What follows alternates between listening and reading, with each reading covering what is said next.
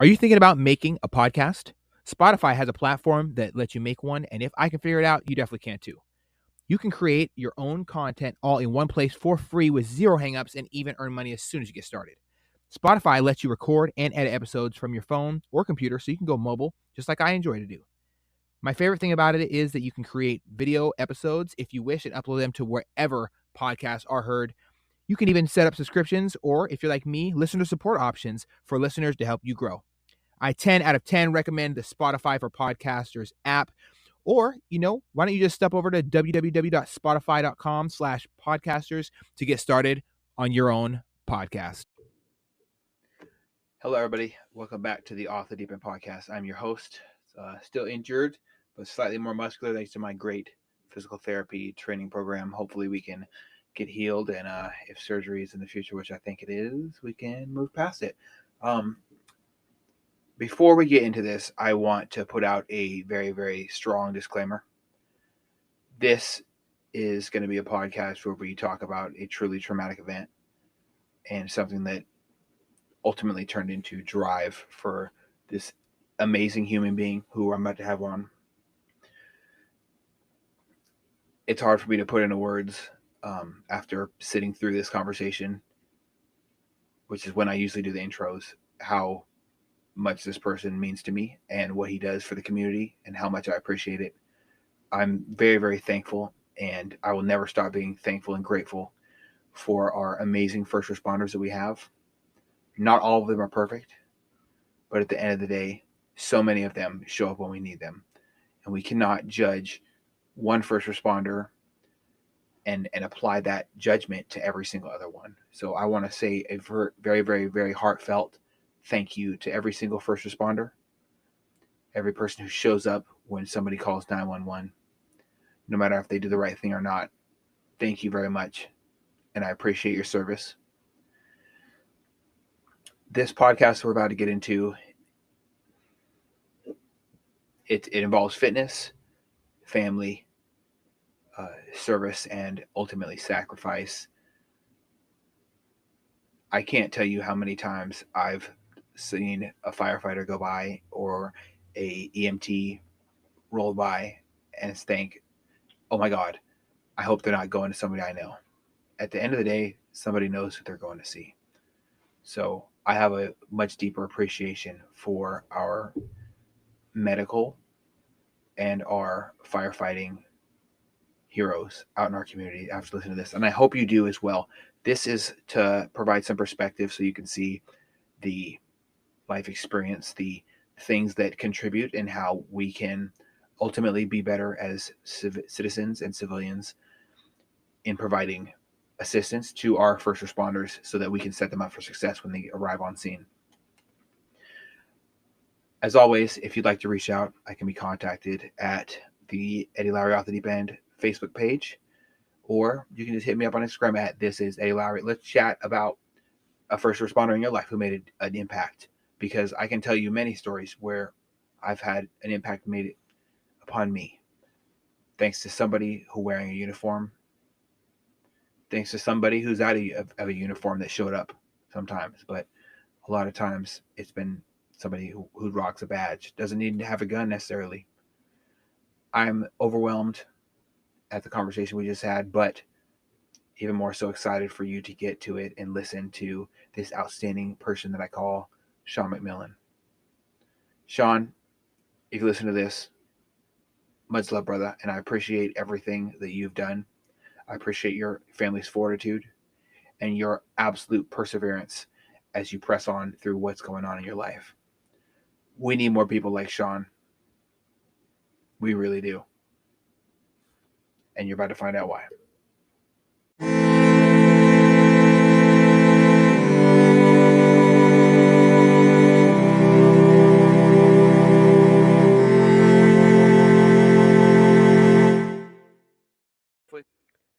Well, thanks for making the trek here. I'm glad to sit here with you, man.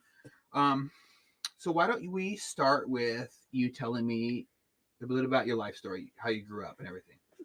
I could do that. So, my name is Sean McMillan. I grew up in North Seattle, only child of two parents who didn't admittingly didn't plan to have me, but I just kind of fell right in their lap, and they said it was the best thing that ever happened. But I've heard that that's just the general consensus whenever you have a kid, your life changes like that. Yeah. Um, my parents were both older, so they had some life wisdom and spent a lot of time with me. So I had growing up, I lived in a neighborhood where there weren't many kids around, so I spent a lot of time with my dad, my mom, just playing in the yard, going to parks, those sorts of things. Um, when my mom got cancer at the age of 4, it continued. My dad just kept taking me out whenever he could, trying to almost distract me from what was going on inside the house. So it wasn't until I got quite a bit older, even just in the last couple of years, that I realized, how difficult my mom had it. But I had a great life growing up because I was just, I mean, there was every day was some new exploration, some new excitement, all those sorts of things. Um, Second grade, I got transferred from Seattle schools to Shoreline schools for better education. My parents wanted more out of it, and I finished Shoreline schools, elementary school, middle school, high school. Graduated Shorecrest High School in 2016, and then got into UW Bothell.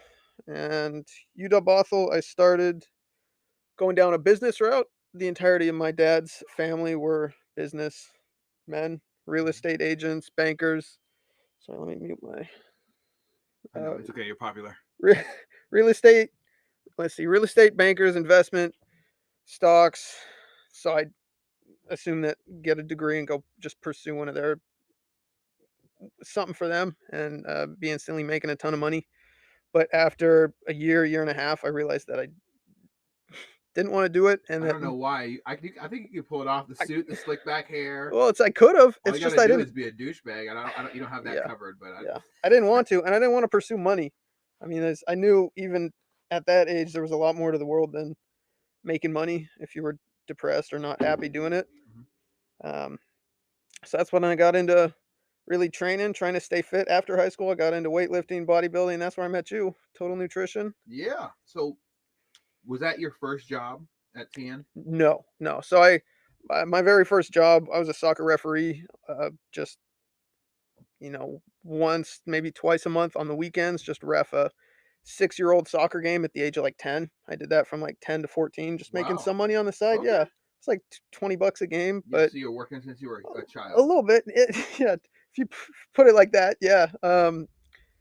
And then after refereeing, I started caddying at the Seattle Country Club, which again you didn't need to be 16 for. So I did that the summer of my 14-year-old and 15-year-old summer, and You know then the IRS is gonna hear this and yeah, I come bet after you. there are They want that. They want 87,000 new that money. agents. 87,000 new agents. Um,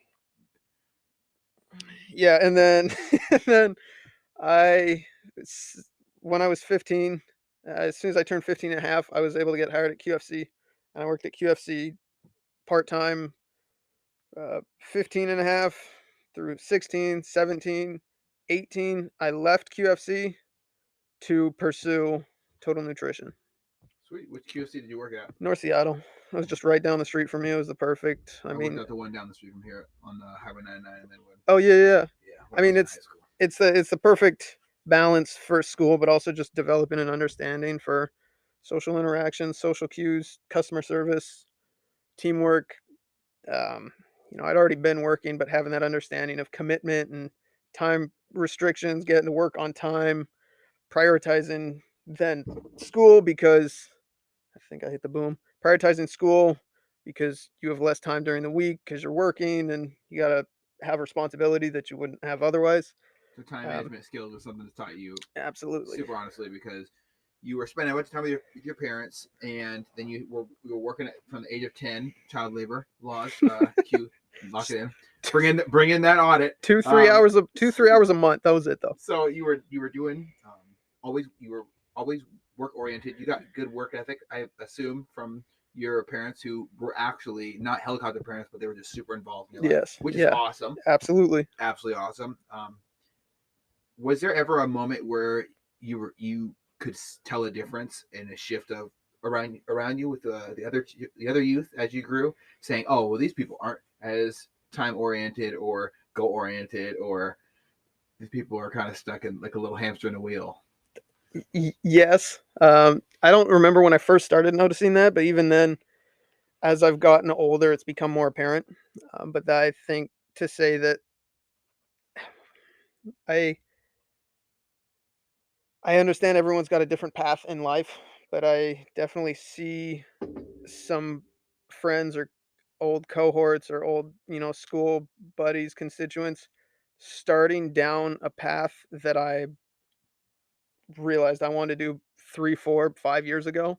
Mm. So they're just getting into it now, whereas if they had a different upbringing, maybe more emphasis on, um, work versus play and the benefits. I mean, it's important to have a work-life balance, but I I'm lucky, I'm blessed that I'm 5, 6 years further down the road than a lot of my friends are getting out of college right now looking for a career to get into, whereas I'm not to say I'm established, but Established. I'm further in, Yeah. 2 years in firefighting now.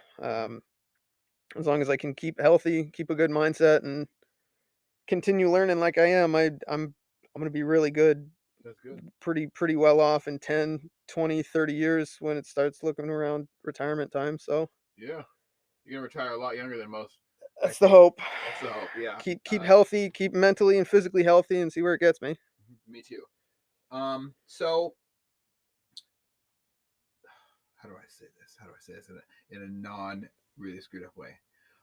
What made you want to get into weightlifting? Was it the people around you that you saw this turned into kind of blobs, or did you see the importance of joint support by building your muscular system, or was it you seeing a bunch of people, as far as Americans go, turn into people who have debilitated bodies where they can't even walk up the stairs without breathing hard? And I've witnessed it. Like Sure, I see it a sure. lot. Like I work on elevators and escalators, so when Mhm. they see me, the escalator broken. Are you Now serious? they gotta walk up And a like flight all of I can stairs hear now? is them sighing, and I think it's their attitude until I Mhm. realize it's actually them breathing hard going up these stairs, and Sure. it's a complete travesty. Well, working in firefighting, 70% medical. So working in the medical field, I see a lot of people who, uh, have made life decisions that, make it hard for them to maybe do simple cardiovascular, um, events that we might take for granted, walking up a flight of stairs, walking,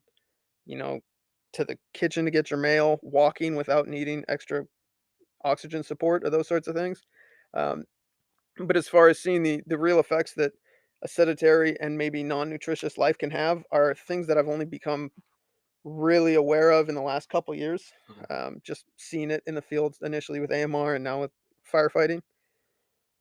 But what initially got me into weightlifting was that I've always been kind of active and enjoyed, getting exercise. But after high school, there was none of that. I mean, no more rec sports. I was going to UW Bothell, so it was technically, I guess, a university, but they didn't have like dedicated sports teams. It's like They a had different branch, right? clubs. Yeah, yeah. Okay. It was like a community college style, but still the UW certificate once you graduate. So another form of income for the university, pretty much.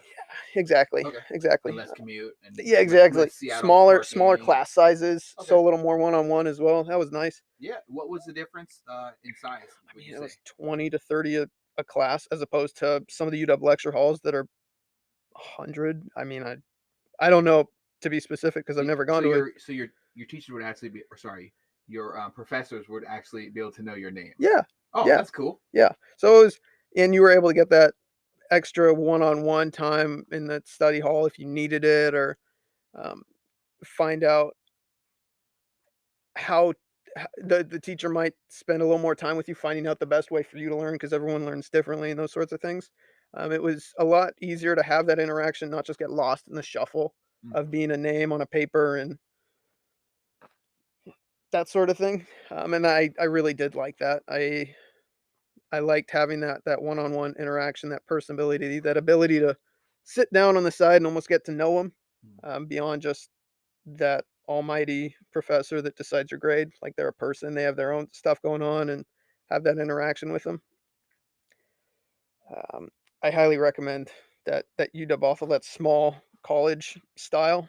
But to go back to what got me into weightlifting was after high school, I wasn't playing rec soccer. I wasn't playing rec basketball. I was no longer the captain of the golf team. I mean, I go to school, I'd work, but I didn't have any regimented exercise. And at that time too, I was also 5'8" and a buck 40, maybe a buck 35. I was pretty skinny. So you're pretty peeled, right? I Completely was shredded, I was muscular as hell, like a little mini I Hulk. I had I had no fat, so you could see the muscles I had, but I also had no muscles. I was just Okay. small, So you're just lean bean.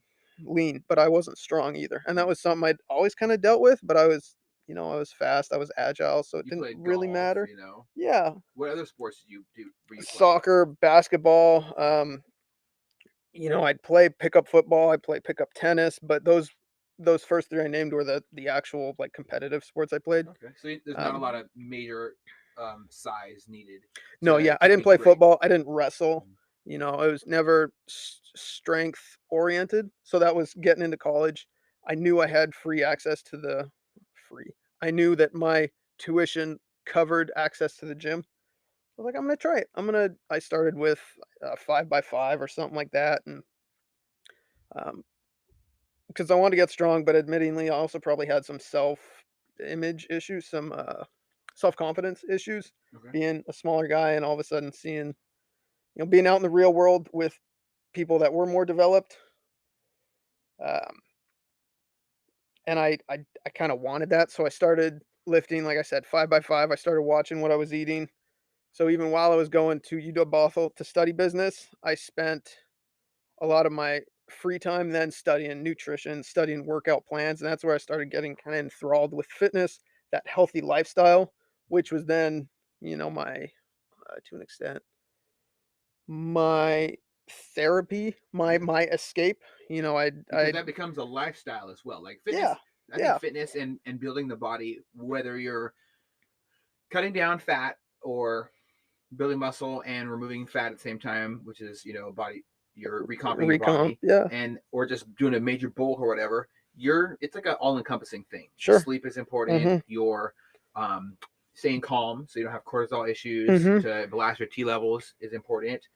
Making sure you stay stress free as possible. Drink tons of water, a gallon and yeah, a half a day minimum, yeah, and just doing everything physically possible to achieve your goal is essential. And it becomes a lifestyle change.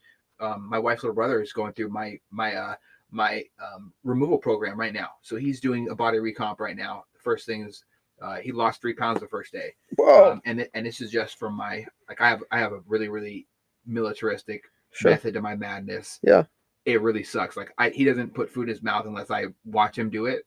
And if he, every time after he eats, he probably waits 45 minutes tops while he's stretching and relaxing and resting mhm, before he's if he's watching, summertime, all his friends are he just moved to a different school. He doesn't have any friends in this area, so he's spending all of his time when he wants to watch TV walking on a treadmill. He walked 7 miles already this morning, and like he's man, he's really completely getting after it, and he's having drastic results just by wearing a sweat belt, a hoodie, some sweatpants, and walking.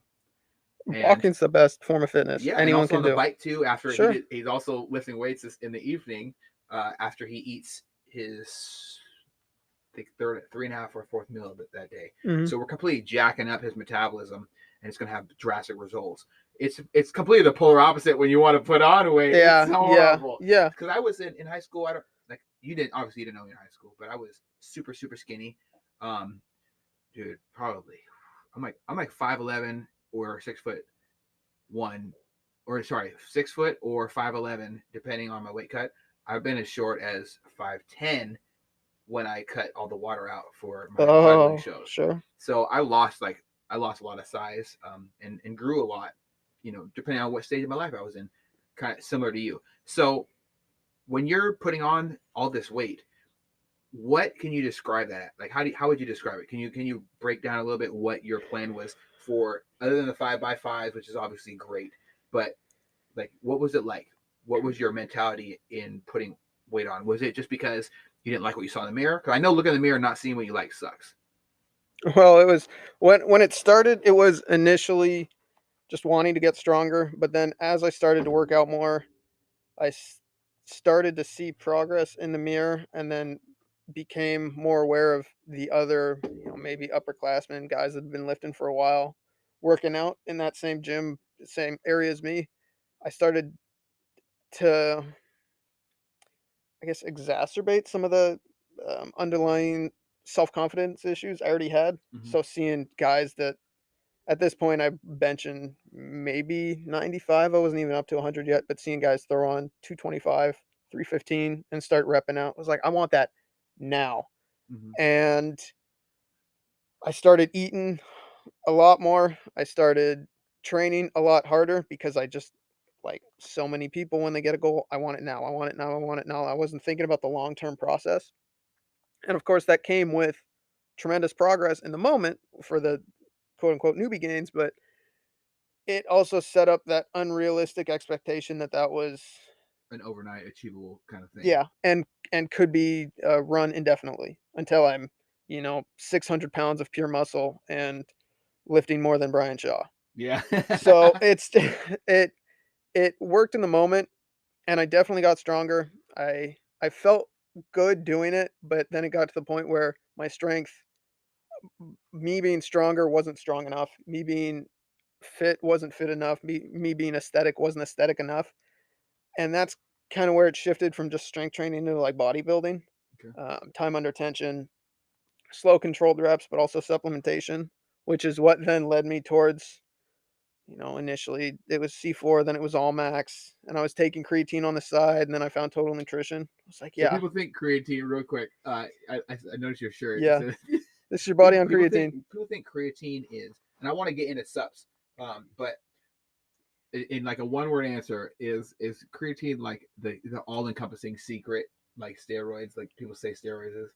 No, Okay. goodness, no. And you Okay. already kind of touched on it too. The one all encompassing secret is the 23 other hours of the day, what you Mm. do. Because people think you go to the gym for an hour and you're just instantly, you lift 5 reps and you're going to get yoked. That's where you break down the muscle to repair the muscle, to get stronger, to get bigger. Whatever your goal is, that's your nutrition. That's, like you said, your rest, your cortisol, your cardio, your sleep, your strip. I mean, the damage you do in the gym is just damage. That's not where you grow. You grow when you get home, you grow when you rest.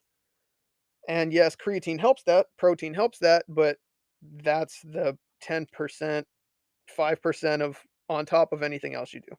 I think it also shows how weak of a culture of sorry weak level of knowledge we have surrounding fitness, that we think that some people are so, it's almost like a statement of how daft you can be, not knowing that, oh well, yeah, well, I'm, creatine, yeah, I'm gonna take it and it's gonna make me, this or that, oh, I'm gonna take one protein shake a day, it's gonna make me this or that. Absolutely not. And it's not, there's no, even I know people who've been juicing for years, there, that is not the secret to success either. It's everything around. You can't just focus on one thing and expect it to deliver these amazing results, but you can expect every single thing you do and you put into it to bring a result. Fitness is one of the only things that has immediate results. As soon as you lift those weights, your body is actively changing. You're telling your bone, when you're lifting these weights, you're telling your bones they need to be stronger. You're telling them not to be weak and brittle. You're telling your tendons and tissue and everything that into your body that you need to change. As soon as you do that squat, you're telling your dick and balls we need to pump more blood through Mhm. everything. Your sex drive is increasing. As soon as you bench that weight, you're telling your chest, listen, we need to get bigger and stronger, and we need more muscle to lift this. If this is the shit he's gonna put me through, I need help. That is what your body is being told. And it's Absolutely. not like oh, this kind of crazy existential, nirvana, wow, you're fixed. No, Mhm. there's so much that goes into it. And I really, it doesn't bother me, but I wish more people knew. But Yeah. as a society, we think that, um, because I've known that, I've seen that on the internet. Like we see it on these supplement channels. We'll see it in people in the comment section. Oh, he probably takes creatine, like that's supposed to be like a saving grace, or he's probably taking steroids. Yeah, I know people who've been taking steroids for years. People who do TRT, and there's like great results of all these things. And I want to get into it later with you, about how in depth it can get. But all these things are just pieces of the puzzle, and the overall, when you complete that puzzle, that is one successful day. You need to be resting, you need to be drinking the water, Absolutely. all these things. And I want to trade, um those secrets that I've heard, so I've learned how to get bigger, and same with you. I want you to give that more to me. But what I'm trying to get around to say is, without rambling on too fucking much, because it really bothers me that it's just one thing. There's no one secret to success, and I don't think any avenue of life. Mm-mm. Like you talked about it earlier, you had loving parents, but you still wanted something more for yourself. You needed that check in the box, that self confirmation of I did the work and now I get the result and now I feel better about myself and I'm stronger. And you saw these other people say, I want that, and you went after it, which is a very rare quality because as society has molded us, we've become very weak and we're not goal driven. And people without goals, you're dead. You're not even living anymore at that point. You're like, what are you living for? To work, to have kids, to be struggling paycheck to paycheck and die. I don't think people without goals are going to survive. And it's sad. It hurts my heart. Goals provide that motivation. But yeah, to every Absolutely. goal, there's multiple steps. And it's not just one thing. So if you're listening to this and you think that creatine is the answer, It's not. there's a lot more. Creatine's great. Creatine's great. I got a shirt that literally says, "This is your body on creatine," and this guy's having some, what would you call that?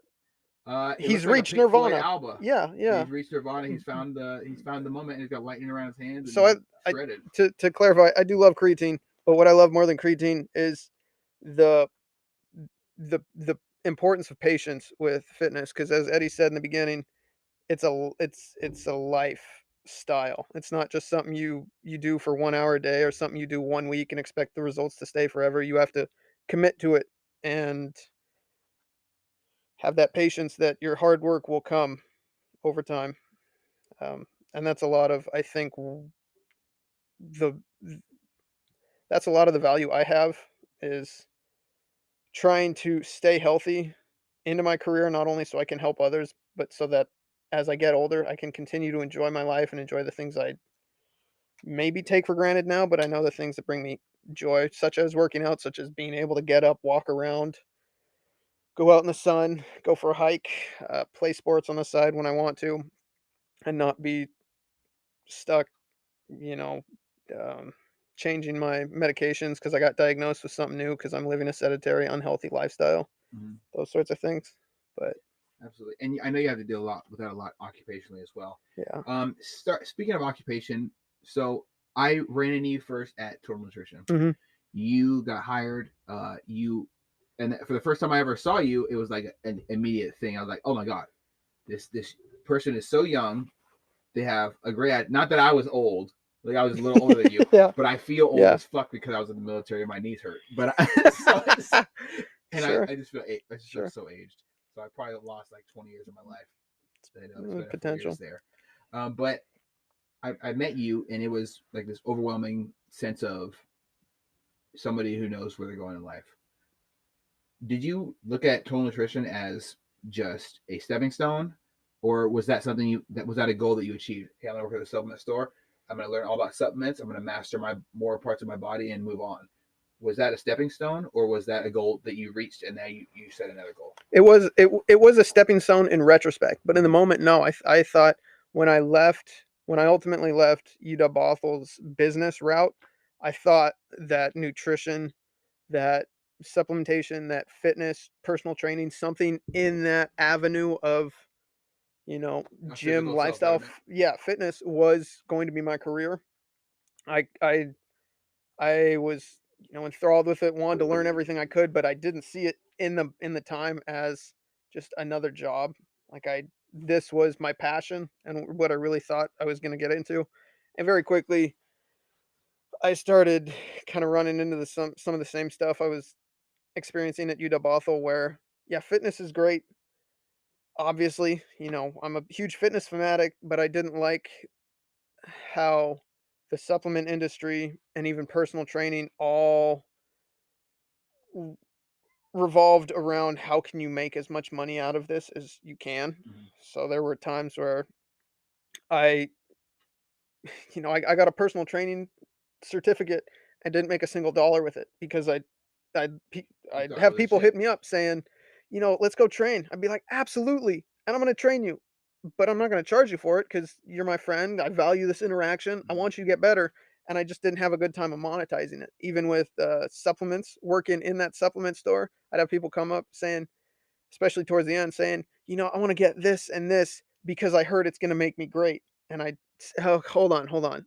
First, how's your training? How's your diet? And then they'd leave without me having sold them anything because I wanted them to focus on the priorities. Mhm. I'm not going to sell them aminos if they're not hitting their protein goal. Or I should say, I'm not going to sell them aminos telling them that that's going to fix everything if they're only eating 30 grams of protein a day.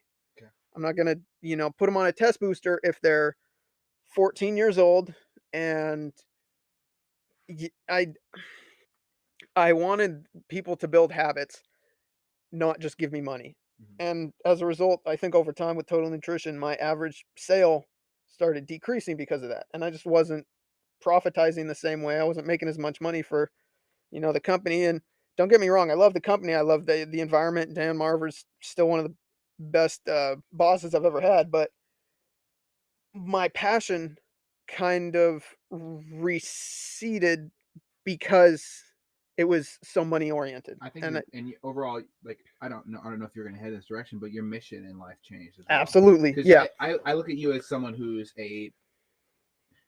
I say as humbly as possible. I look at myself as a community servant. I try to do things that serve society, and like there's this Christian rapper. He's one of those Donald Trump mega rappers, but he said something that's crazy, and I heard it in passing, and I didn't. I was trying to find out who it was, and I finally figured out who it was, and I'm like, oh, this douchebag, I don't like him. But Which rapper was he's it? Bryson Gray is his Yeah. name, and what he said was, "You're serving this world. You ready for that conversation?"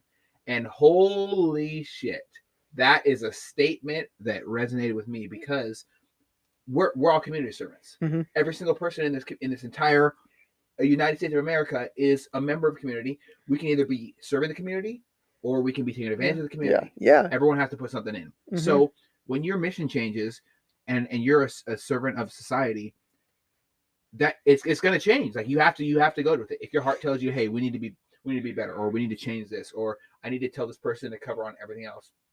A lot of people that aren't civil servants or servants of society are going to focus on one thing at a time, the next thing for themselves. Yeah. So because they're self-servant, so that self-serving ideology is what usually power them to say, you know what, then I'm not going to buy anything. I'm just going to focus on this one thing because they're only focused on their one thing. And goal chasing, that when you're properly goal chasing, you're not just going to focus on one thing. Greg Plitt talks about it.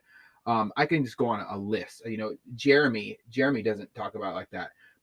All my buddies in the military don't just serve one goal. You don't just go and get your enlisted service warfare specialist pin, or you don't just go out on missions and looking for high value targets or HVTs, as they're concerned, and then say, oh, you know what? Well, I'm out here. I'm just going to focus on the HVT. I'm not going to look to my right or left. I'm not going to clear near or far when I'm shooting at the range. I do all these things. You need to cover all your bases, and you need to not put all your eggs in one basket because most people do. And so I think that was a big part of it as well. When people are saying, okay, well, he gave me this information. That's all I need to know. And they leave. And I've watched it happen because I've worked at Total Nutrition with you. I've been a part of TN for a long time. They're very near and dear to my heart. And it's not that they fucked up, and it's not that anybody screwed up. It's a lot of people are focused on one thing. And different managers come and go, whatever, supervisors come and go. But if you're focused on one thing, you're not going to succeed. And I think that you understand that. Jeremy understands that.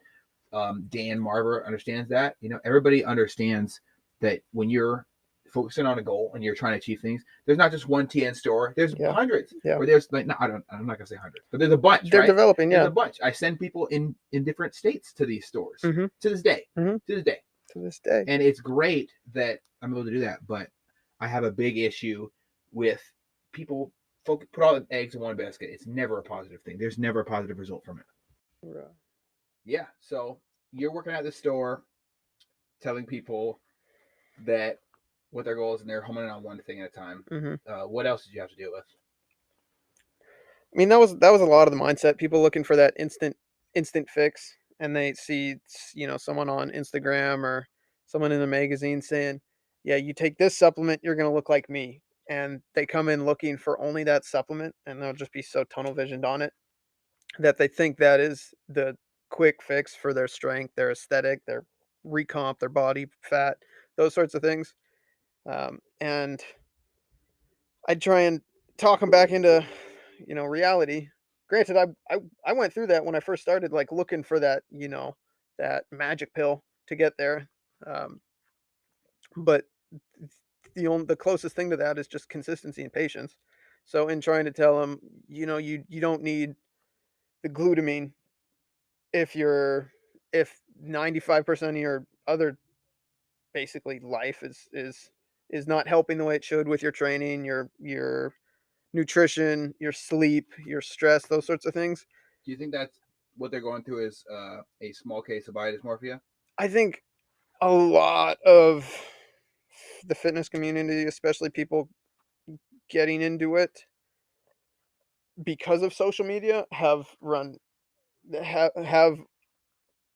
that as an influence. I do. I don't know. I'm not going to speak on percentages or You anything say like that, but I'm it's your sure opinion. Yeah. I'm sure it's prevalent Yeah. because I can speak from anecdotally. That was an influence with me. That's been an influence with my It was friends. definitely influenced with me. I mean, Yeah. it's to an extent, it still is an influence with me, even though it's not obviously with my career. My physical health and being able to be ready to go at a moment's notice so I can go save lives, so I can be the best, first responder, firefighter, EMT, And that etc. is, I I am. gotta say, man, that is so fucking awesome to hear. I appreciate I that, cannot Eddie. tell you how many people are like, oh, gotta go put on my gun and be a cop today. Like, Yeah. I'm man, very grateful. you are serving the world. Get it. You better get excited for something. I don't care how you feel. I'm excited every day going to work. Tell them to drop the standards. I'll apply tomorrow. Yeah. I'm sure you could get in now. To the police force? No. To EMT life. Okay, okay. Yeah. Well, fair. Yeah. Fair. Yeah, judging on what I just told you. Yeah, I don't see it in my immediate future. I got some things in the works about continuing being a community servant as far as working with certain sheriffs. I'm not going to name them publicly, but certain sheriffs about me getting kind of pushed through. Just because I made mistakes as a youth and because my family unfortunately raised me to and I've gone in the wrong direction in my life does not mean that I don't want to continue to serve my country at a community level. Sure. And if these fucking coward cops want to stand there, I had to watch the footage. It was really I didn't want to watch the footage of Uvalde after my family's been in active shooters. My family was one of my family members was an active shooter in Marysville Pilchuck High School. And I used to babysit one of the girls, and I've been talking about it more openly now because it's helping me kind of deal with shit. I've spent a lot of time doing active shooter response work with a certain county and their hopefully soon to be sheriff, and I can't wait for that to happen so I can be deputized and we can start working on certain things. But part of that is me being able to serve the community and help. And you serve the community and you understand the importance of first responders. And a lot of times when after you dial 911 and shit goes through and the dispatcher sends the call, the call gets received and the shit muffers get dressed out, you put on your PPE, you get in the vehicles, the vehicle starts up, you have to drive to the location, traffic sucks, people don't know how to drive, people don't know how to move. Driving's difficult. Like the siren. Driving's difficult. You got all these moving parts and you're sitting there like, holy shit, if this person's bleeding out, we're not going to be there in time. And then you get there and it's too fucking late. That's what we have a big issue with these active shooters. And I want to make a real difference. I want to so bad. And hopefully I can be a good guy with a gun and an elevator in the rest of my day, like a couple days a week, a couple days a month or whatever. And the rest of the days be an elevator guy. That's what I'm looking at. Serving my community, hopefully, is the goal, to be a good guy with a gun and help respond to these incidents quickly. I spent hours and literally now years of my life preparing to shoot right next to certain targets and orient myself, complete the OODA loop, and how to defend the people who don't need to die. So hopefully I can be a good community servant. And if these situations do show up, I know where I'm not doing. I'm not freezing up, taking action because I've been shot at. I've been in active shooters. It's not fun. It's terrifying, but standing there and doing nothing, it ain't my style. And those cops need to turn in their fucking badges, every single one of them, and they should be held accountable in Uvalde. But that's just, I don't want to go off on a tangent. I don't want to go on a tangent. I'm going to rage out anytime soon. So I can, I So can, you're working at TN. yeah. So you're You working at bring it TN. way back. Bring it way back. I'm so mad now. You're working at TN. Your people are focusing on one thing, and what else did you deal with?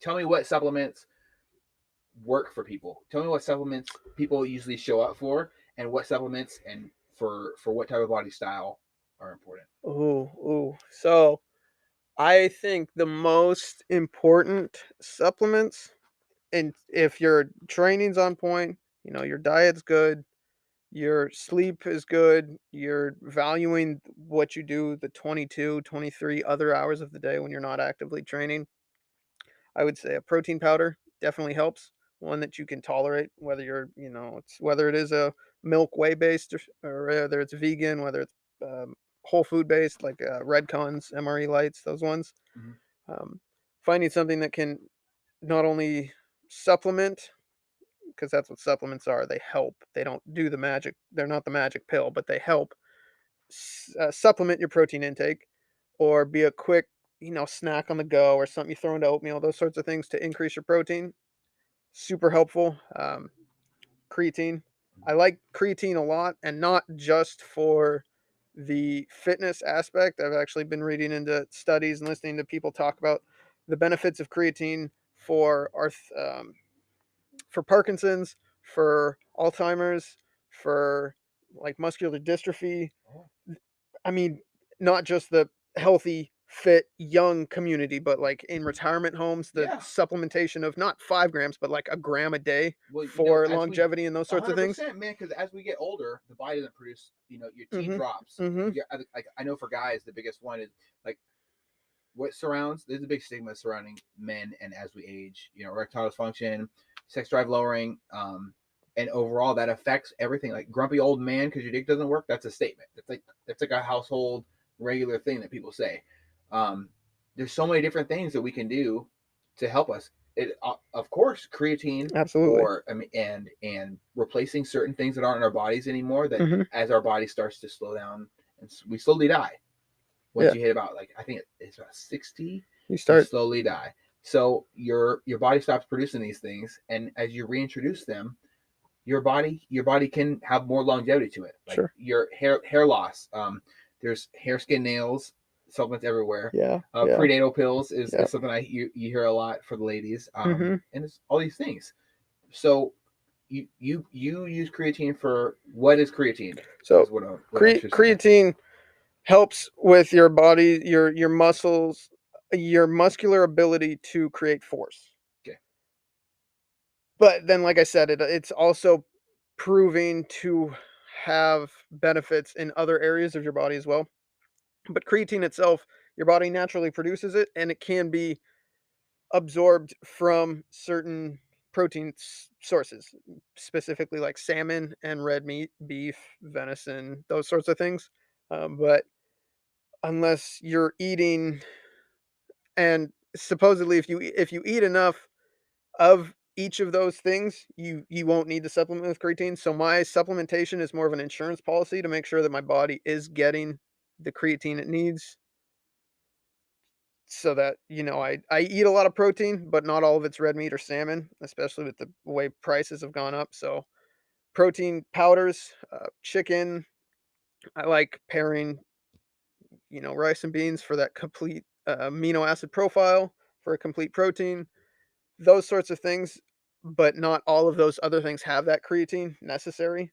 So it's just the insurance policy. Much like a protein powder is, there'll be days where I don't need a protein powder because I'll get 160, 180 grams, 200 grams from whole food based sources, and the protein powder would be obsolete or unnecessary. But then there's other days where I don't have food in, or it's a busy, busy day and I'm running, or on the fire, running in the fire truck. I will have stints sometimes where we'll just get call after call after call for hours on end, to the point where we can't even fit in a snack.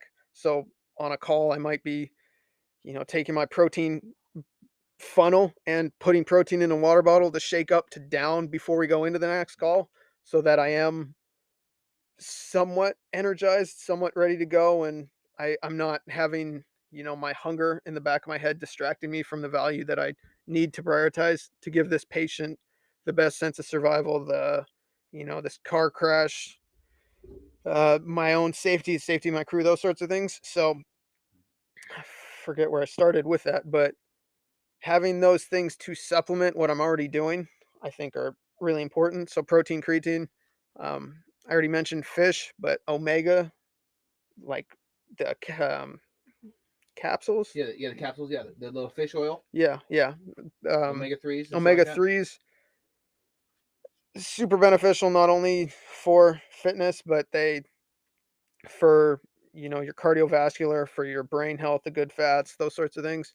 Another one of those supplements that's not applicable to only the sports supplement industry, but I think everyone and their grandma, literally, and their grandma should supplement with fish oil with 100%. omegas if they can. If it doesn't create a problem with them as far as vegan, as far as their own personal beliefs or kosher, halal, those sorts of things that I can't necessarily speak on because they're not applicable to me and I haven't spent the due time studying those.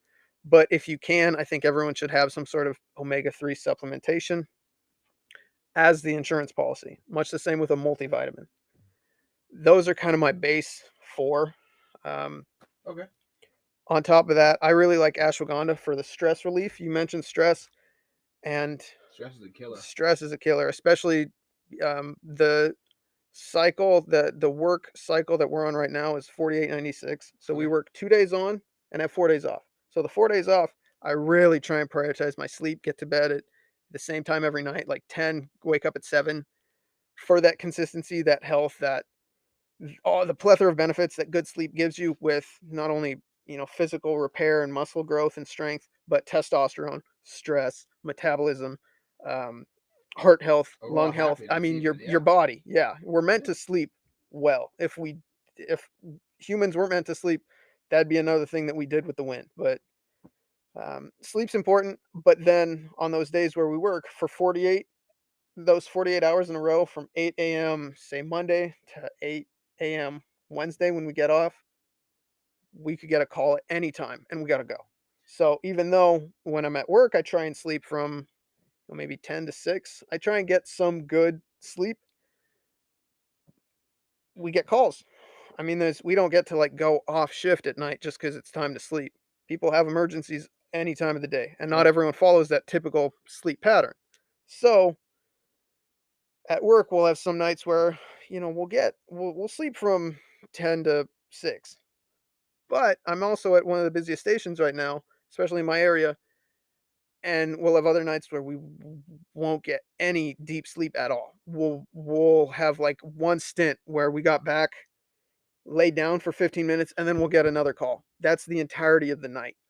So the stress, not only from what I might see at work or those sorts of the physical endurance, the beating that you know doing intense things on the job provides, but that lack of sleep, that maybe inconsistent eating, those sorts of things, the not getting enough food when I need to, like The I said, adrenaline rush though all those and the things crash. add stress to my life. So ashwagandha helps reduce that. Um, let's see. I take joint support with glucosamine with collagen. Glucosamine is the key. Yeah, The key. I like that stuff a lot. I take turmeric as well, just for inflammation. Um, and then it's not a supplement, but something I also supplement my lifestyle with is spending time in the sauna for heat therapy, heat shock, but then in ice showers or ice baths for like the cold shock, Yeah. because those also, in the right dosages and at the right times, help reduce inflammation, stress, improve recovery, those sorts of things. Much like, you got pain in your knee, throw an icy hot patch on it. An ice shower followed with the sauna, or the sauna after training followed with an ice shower, those sorts of things are going to give your body the same general benefit that maybe an icy hot patch would, but just holistically. That's my understanding. So I like that as well. And then, thank goodness, I've been able to enjoy this as much as I have. I think my most important supplement is the sun, that natural vitamin D, Nothing better. that the stress relief you get out, walk around, take a walk, walk your dogs. I walk my dogs, walk to the store, walk to the tree and back, go stand outside, let that sun hit your skin. S- I mean, I've I've noticed a huge boost in my just general overall happiness. I feel like it might be legit, it might just be placebo, but my recovery, my want to do things and not feel, tired, lethargic, even though I just got off shift and I'm exhausted or had a brutal workout and now I'm going to be sore for 2 days. Like just having that time outside and for us, summer, enjoy it while we can. I've really appreciated that and the benefit it's had, which then leads me to if you can't, you work a night shift or you live somewhere where it's not sunny, which it likely won't for us for a few months coming up, supplement with vitamin D because the benefits that has with testosterone or hormones in general, because not just testosterone, but estrogen and that healthy balance of both of them. I would say I would add that to my top five: protein, creatine, fish oil, vitamin D, and then a multivitamin. But then on top of that, because of my lifestyle, my training, my work, as well as adding in ashwagandha, turmeric, glucosamine. Those are all that I have regularly, like 7 days a week, 365 throughout the year. Um, I know everything you mentioned definitely has to do with not just your the outside. Obviously, the outside of the body is a huge plus. Like our physical appearance when we look at our musculature, our fat to muscle ratios, how we look. Like it's good to look in the mirror and be like, oh, I look great or I feel great or mhm. whatever. But what's really more important is how are you really healthy? Yeah, absolutely. And that is the big difference between bodybuilding and being overall healthy that I noticed personally. Um, like you, it's really difficult for me to pin and say it in a nice way, but when you're looking for your outside physical appearance, it doesn't always necessarily. It's not going to line up. No, It's not going to no line up way, with no way, with no being way. healthy Yeah, at yeah, all. yeah. If you were healthy, you probably look like a not like an average dad bod as far as society thinks, but you're holding a little bit of fat. Mm-hmm. You probably look like you go on jogs or walk your Yep, dog every yep, day, yeah. and you have a big smile on your face because you're going to be in a great mood. And that's exactly where I'm at right now. Like I mentioned earlier, Well, shit, I'm trying to look my like that, my man. my priority of health is being response ready 24/7. Um, whether I'm already at work or whether I'm off work but could get forced in on an overtime or something like that. Or even if I'm not at work, I see something happen, like you said, community safety. If I need to jump into action at any point, I can. And that comes with, obviously having the musculature, having that strength, but then having that cardiovascular benefit, that dichotomy, that balance, having a good development of your physique, but also not being so lean that you're gonna gas out or tear a muscle or, Or you be just burnt injury out. burnt out, be injury Yeah. prone, something like that. So right now I'm most certainly the healthiest I've ever been, but I'm 5-7% body fat higher than I was when I was at Total Nutrition, Mhm. walking around at, 5% peeled all the time. But it wasn't practical. And that is something I still struggle with, knowing that at one point I looked like that. I could step on stage and maybe not take the title, but I could place I know somewhere. you would have took the title. But the to see myself, in the mirror, there are some days where it's like, man, that'd be nice to go back, but I understand the value of how far I've come and where I'm at now, and this is better for what I want to do and for, like you said, that holistic health of not only your physical but your internal, the external and the internal. I couldn't be happier with where I'm at right now. And my I'm goal, I'm my happy for you. That's thank you, awesome. Eddie. And That's my awesome. my biggest goal is to maintain my physical, my mental health, stay injury free, and just live my best life for as long as I can, so that by the time I'm older and can mentor, I can pass on the great habits, but then so when I'm retired or when I have grandchildren or whatever down the road, whatever happens, I can still live my life and enjoy it, not be plagued by a lot of those health habits or unfortunate medical diagnoses that we see in daily life nowadays with so much of the population. So, Absolutely. Seeing modern day society really makes me, over more than anything, just sad. There's so many people that are physically debilitated, mhm. and it's their own action that's creating it. It's no secret that obesity is horrible. It's no secret that obesity for children is, I don't know how it's not a physical crime, because you're setting these children up to be horribly. They don't grow. They're not going to grow normally. Yeah. Their body's going to be messed up. They're going to be more front loaded than back loaded. A lot of times, these children, they have a bigger gut than a bigger back fat, and they're front loaded. And having a misbalance in how the physical body's supposed to be is not good. We're meant to run we're meant to run 40 miles a day and hunt Yeah, fucking yeah. giant ass wildebeest and shit, Mhm, right? We're not mhm. meant to do this stuck in the mud, non-moving life where we drain our lives on social media and YouTube and TV shows and keeping up with the Kardashians. Have you kept up with your health?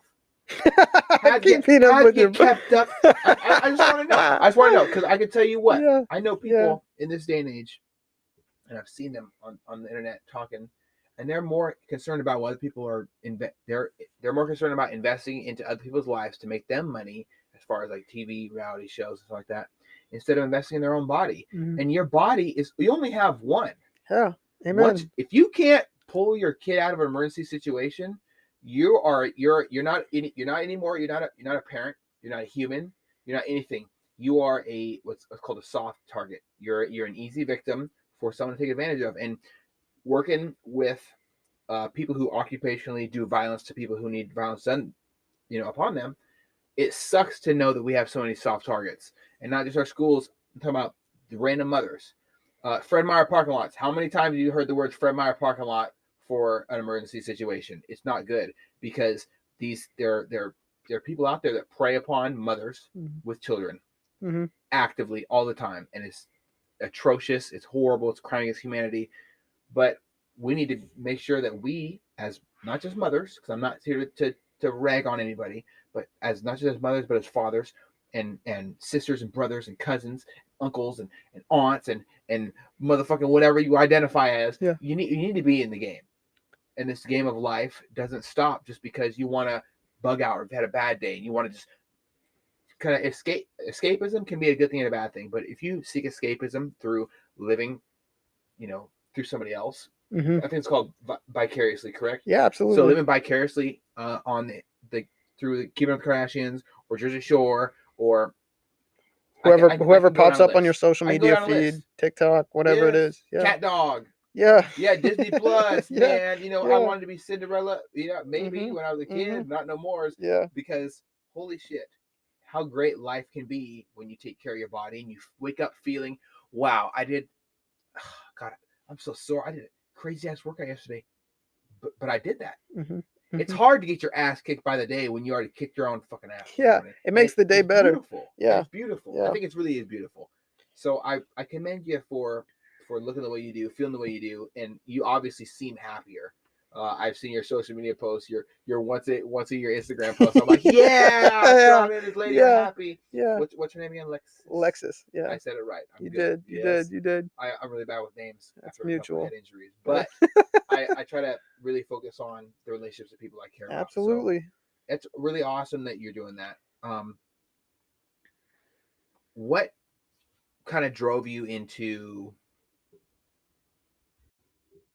being a first responder? That can be like super crazy. I Mhm. have lots of first responder buddies, and they go through the fucking ringer. Why don't you tell me a little bit about what made you want to jump into that, and why not the military? Because you look like a person that's in great physical condition. Pretty sure you can hold a gun, and you look like a great person to go out and do great things, not just for yourself and your family, but for everybody. For the bigger picture. Yeah. Well, I can tell you as I've gotten older, not to say I have regret or resentment because I try to live as much as I can without either of those things. Um, I wished I had gone into one of the branches of the military right after high school, just because I see the value in it. The life experience, the wisdom, the camaraderie, the selflessness, all of it that goes into it, and then ultimately, serving your country. That sense of accomplishment that comes along with it, all those things. But I I felt as though I was at a point in my life where I still had like a direction I kind of wanted to follow, and at the time the military just wasn't that. Okay. So as I ended what would be the end of my supplementation salesman career, or my time selling supplements, I actually was referred to join Shoreline Fire Department's cadet program, which is like an explorer, basically a youth volunteer program. They'd meet once a week and they would familiarize you with what it's like to be a firefighter. Like the GROTC or Yeah, a exactly. police explorer. Exact. Yes. Um, verbatim that basically. So you'd meet once a week for 4 hours, and it was a nice introduction. You'd get to meet some firefighters, talk with them one on one, hear their stories, but you'd also get to feel some of that militant, regimented training environment, I suppose. I thought I silenced that. Sorry. All good. Um, you, yeah, you'd meet, you'd be in formation, you'd be donning your bunker gear, you'd be pulling hose, throwing ladders. You'd get a feel of what it's like to be a firefighter, while also building the skills that if you weren't to become a firefighter, would carry over into other areas. Like I said, the camaraderie, the responsibility of being there Leadership. on time, the leadership that comes with it. Every few weeks, month, they'd rotate a different leader, and that chain of command. Um,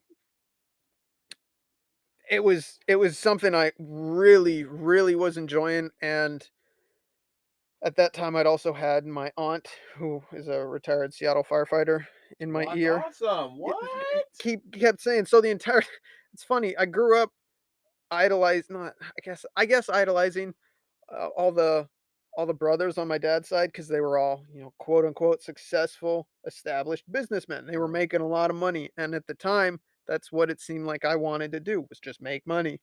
But then one of my dad's sisters was a firefighter who was, not who was living her best life, serving the community, and was constantly telling me, you should try it. Just take the test, see what happens, go out for it. You'd love it. And for some reason, I didn't think that I was fitting of it. I almost felt like to be a firefighter, you needed to be raised to be a firefighter, almost like it was some upper echelon, um, Prestigious, great thing. prestigious. You needed the training, you needed the physicality. It was almost like you had an Olympic royal upbringing Mhm. of just things to make you a better firefighter. And I went to school with guys that wanted to become firefighters, and they were the polar opposite of me. Big, burly guys that played football, wrestled, were strong, already had those leadership roles. I mean, um, were the stereotypical firefighter well before they ever became firefighters. Um, You already had Dalmatians and shit. yeah, Yeah. that basic thing. So the Shoreline's cadet program kind of broke down the barriers that I thought existed, but never were never really there. Were just plaguing me and only me, I suppose.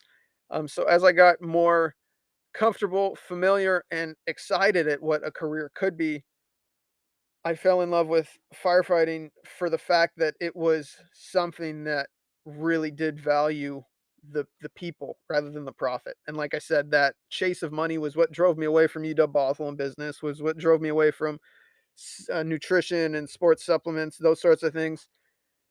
And to find that area where you can build a career out of your interaction with people and helping people, not trying to make money off of them, was I guess the cherry on top. But I also loved the constant, exercise movement that goes along with it. Even when you're not running calls, you're training, you're staying active. I like the teamwork aspect. You're basically living with these guys a third of your life, half your life, a quarter of your life, depending on your schedule. Um, and that team bond, that friendship, that brotherly, sisterly bond, to have that trust that when you run into somewhere where you're vulnerable, they're going to have your back the same way you're going to have theirs. Um, it just every aspect, but then that customer service, that ability to interact with the public, not be stuck at a desk or behind a, a cash register. It was the perfect mix of everything I wanted from a career, and having that cadet program introduced me to it. Because before, like I said, I thought I made up this drawbridge and gate that was preventing me from even exploring it, when it was just unrealistically plaguing myself with these barriers that didn't exist. So the cadet program Really got the ball rolling got for the you. ball rolling. Yeah. I a little bit after joining, I was one of the older members of it, and was Did they offered the call you old chance. man? They do now. Oh Lord. Um, some of them that I went through the cadet program with, at least. But getting into it, I was a bit older. I was towards the higher end. I think at the time it was 16 to 20-year olds, and I want to say I was 19. So I was one of the eldest people in there, and was given the opportunity to go through Shoreline's EMT, basically school process, along with their new hires that were just finishing up academy. So me and three other Shoreline cadets joined the recruits from Shoreline. What was it? Shoreline, Bothell, North Shore, Woodinville, East Side. There might have been another. It's Kirkland. Um, so after they finish fire academy, they go into that 6-week EMT program, where you learn like a year, 2 years of collegiate level EMT work to prepare you for the field, but in Monday through Friday from 7:30 to 5:30. Go home and you study the entirety of the time until you go to sleep, and you come back the next day. It's a grind, but it was the perfect opportunity for me to not only get my EMT, but also prove to not only myself, but Shoreline Fire Department and what would ultimately be other departments that I would apply to, that I can put the pedal to the metal. I can go into that grindstone for days, for weeks, for over a month, because this is what I really want to do, and I can handle it. I was, you're tired, you're overwhelmed with information, but they push you to the limit, so that everything else that you would do when you're, on a call or running into just stresses in life, everything feels a little bit easier because you can handle more. Um, so I finished my EMT. I passed the class along with ultimately a couple others. And from that point on, left Total Nutrition and got hired by AMR, American Medical Response, an ambulance company running out of Seattle, where I was able to practice my EMT and build that experience, the responding to calls, working with Seattle Fire, Shoreline Fire, um, patient interactions. The 70% of what I do now as a firefighter, I was able to get that hands-on experience, that then when I was starting to apply for fire department positions, I already had experience and was able to bring that to the table. That, along with being a Shoreline Fire Cadet, just to make myself a more um, a more competitive candidate, I would say. So So walk me through what a couple of calls with AMR is like, with or just AM give me some ones that really stood out to you. with AMR, every once in a while you'll get dispatched to your own call where Seattle Fire won't go, but you'll go and privately respond. with the intent that when you get there, you're going to drive that person to the hospital. Those are typically lower acuity calls. But then the calls you run with Seattle Fire, it'll be, anything from an infection on their foot and it hurts to walk to someone that can't breathe because one of their lungs is collapsed, those sorts of things. Second chest wounds. Theoretically, those are supposed to be ALS, advanced life support medic calls, where the medics will transport. But very, very rarely, but it does happen in the field. The EMTs or the um, whoever's responding might miss it, or the patient's compensating really well and isn't complaining of the things that would lead you to suspect that in the moment, but then they get to the hospital where the full diagnostics can be done and they find out, oh yeah, this is happening, which is a much more severe thing. But for AMR being the most of the time the more steady, like less severe patient transports, it was a lot of it was a lot of opportunity to build that quick interaction chemistry with the patient, make them feel comfortable when they're, concerned, scared, whatever it may be, because this could be the worst day of their life, having to go to the hospital for an emergency reason. But then there were a few where, even though it's considered a baseline, what stood out to me the most in the moment were people having psychiatric or drug induced psychotic breaks, those sorts of things. Yeah, Um, I've seen quite a few of those in the and, streets of and Seattle working in there. and seeing kind of the underbelly that I guess the majority of society would prefer to just skim over and ignore throughout the day just because it's, I guess, dirty. It's not it doesn't go directly with the utopic idea of everyone living a happy life. There are those that want to escape, those that, don't find happiness and need things to help them, or those that fall into poor habits or addiction because of external circumstances. Mhm. Um, I don't think anyone wakes up and, chooses to go down that path, but it happens, and those are still people. So having those opportunities to interact with people who were having those stressful, those scary, those altered moments, and and treat them as the people that they were, give them the time of day, the respect, and try to work with them was, I think, the most eye-opening. Um, because at the end of the day, everyone's got a story, everyone comes from something, everyone's got a future, and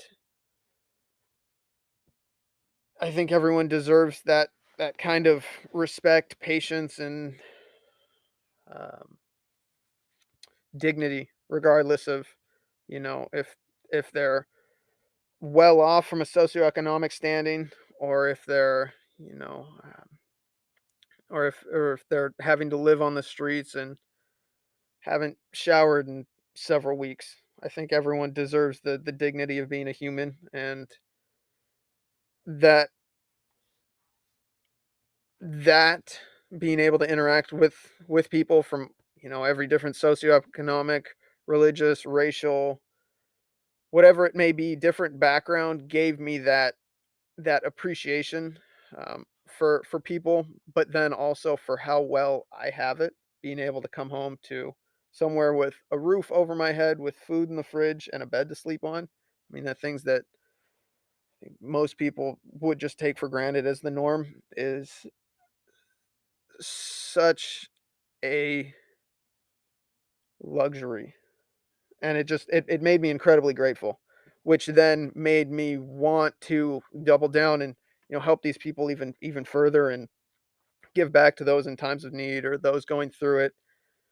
I loved what I was doing every day coming to work. It didn't feel like work, it was work. There were calls I would go on where I didn't want to go on them, or, the patient might not be the nicest, or, it was difficult or something like that. But there was a sense of satisfaction, gratitude, and appreciation for my impact that I felt coming home every night, that I felt waking up and going to work that I never felt going to school, studying business, going and selling supplements. I mean, it was the purpose. It was like the cover had been pulled off of my purpose in life, and that's still what I have. Yeah. But in my time, this and then this is where it's the the pinnacle of it all. So I knew I wanted to be a firefighter because you talked about stepping stones earlier.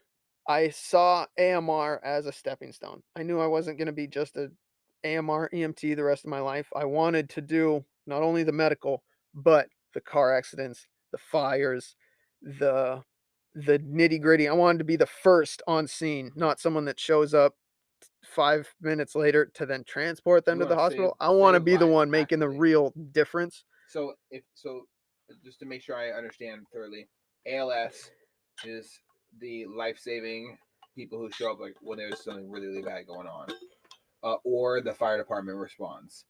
And AMR is for, I would say lower priority calls. Yes, if lower I understand. acuity patients. So So they're not in the red. yes, yeah. You You're can use familiar. you can use that. Yes, I'm You're familiar with red, Yeah, people explain shit to me and don't tell me what it red, is. So yellow, I just green, have to, striped. yeah, I have to look it up. So Yeah. why don't you explain that? So we and I'll explain it as we respond right now. So we most of the time will get dispatched to a call, just an aid call as the fire department. We will show up in our fire truck. Naked, wearing just a fire hat. No, it's Not just a quite. strippers. Okay, it's Not just a quite. stripper. Sorry. This Sorry, is the just a on strippers. duty. Uh, So the Dalmatians stay at home then yeah, too. yeah, Okay, the yeah. rumors are all So false. Okay. you're talking to different firefighters, Different Eddie. firefighters. Um, so we show up, and our very first interaction with the patient is to discern if they are green, yellow, red, or striped. Green being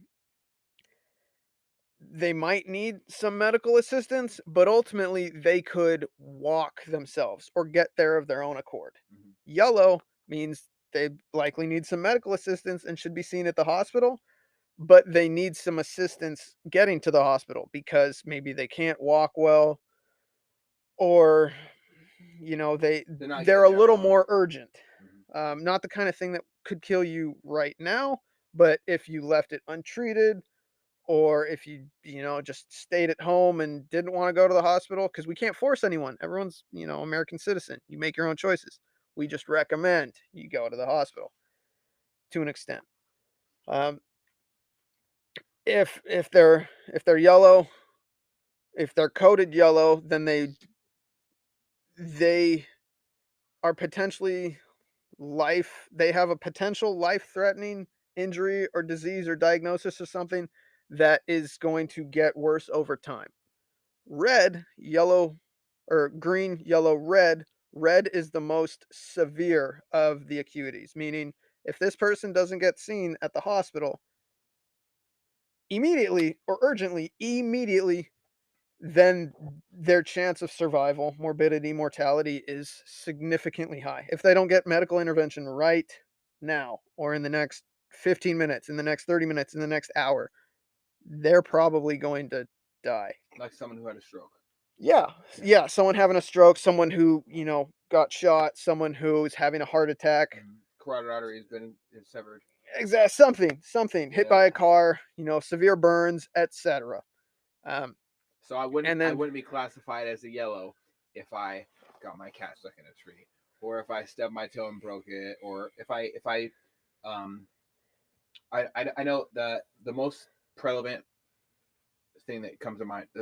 I would say the thing that comes to mind first is I had to pull an ice pick out of my buddy's face when I was in Boy Scouts as a kid, and I had to plug his nose because it split his nose right here, and his everything was filling with blood, and I had to try to find a way to stop this hole from bleeding, and it was impossible.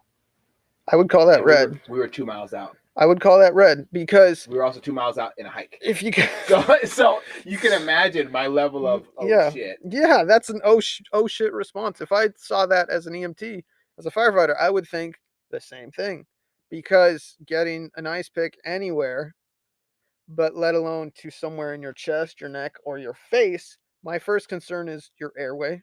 Mhm. Second concern is your major, all the major arteries, veins, how much blood there is in those vital areas. Um, and then third would be, I get Transfer barriers to those. the nose. Yeah, those are the big ones. I'd be worried that he would start suffocating on his own blood, that he would drown, that he would, pneumonia, a number of other things come up. But then making sure that he gets to the hospital ASAP, I would want. So then this leads back to medics. So if a patient is deemed, green or yellow, most of the time they will go with a separate ambulance, or maybe the department will transport them if they're a transporting department. If the patient is red and they need immediate life-saving intervention, then medics will, King County Medic 1, some departments have their own medics, will show up in a sense that they're almost like a field doctor.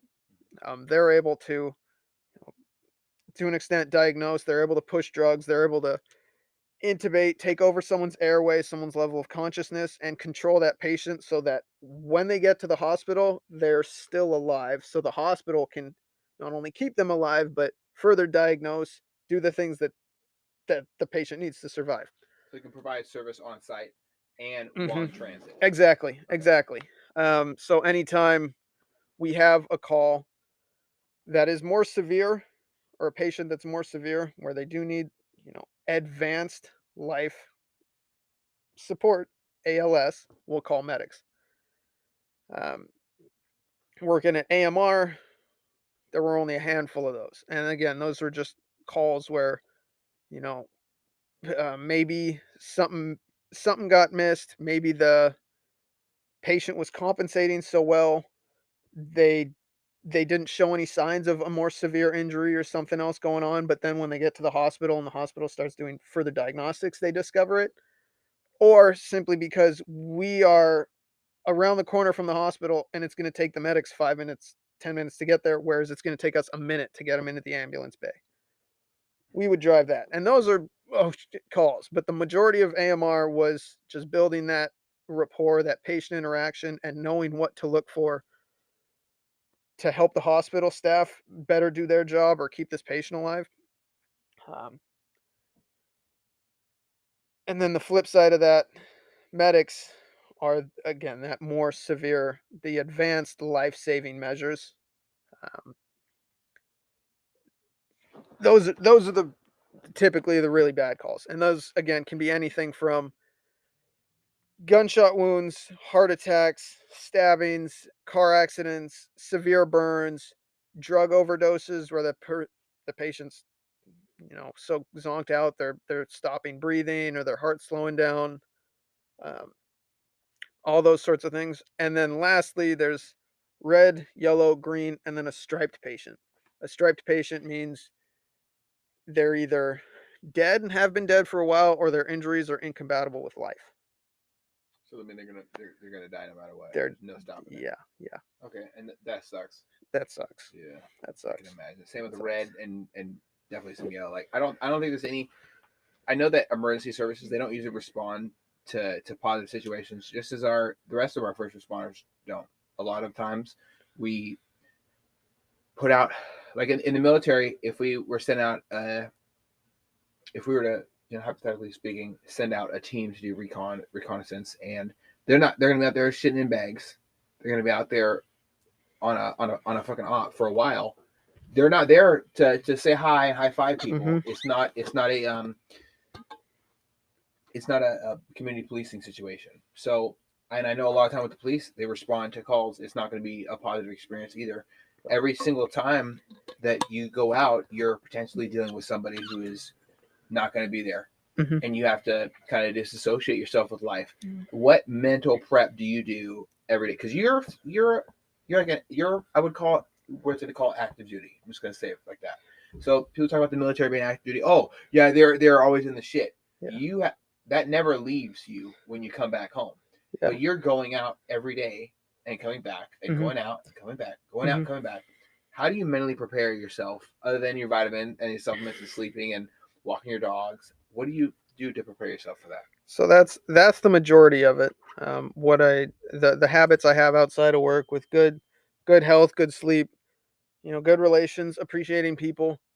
Um, Another big one that I didn't think of so much in the moment, but I'm really grateful for now is I live in a different area than I work. Hey, don't cop where you live.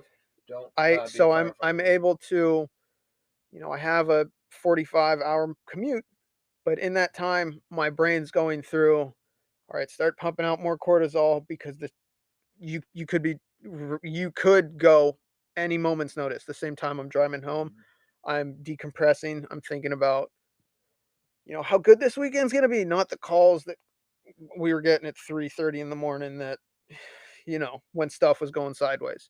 Um, in that same way, whenever I get off shift, as long as I have some sense of energy with me, I'm not just absolutely devastated and need a nap as soon as I, get into my car.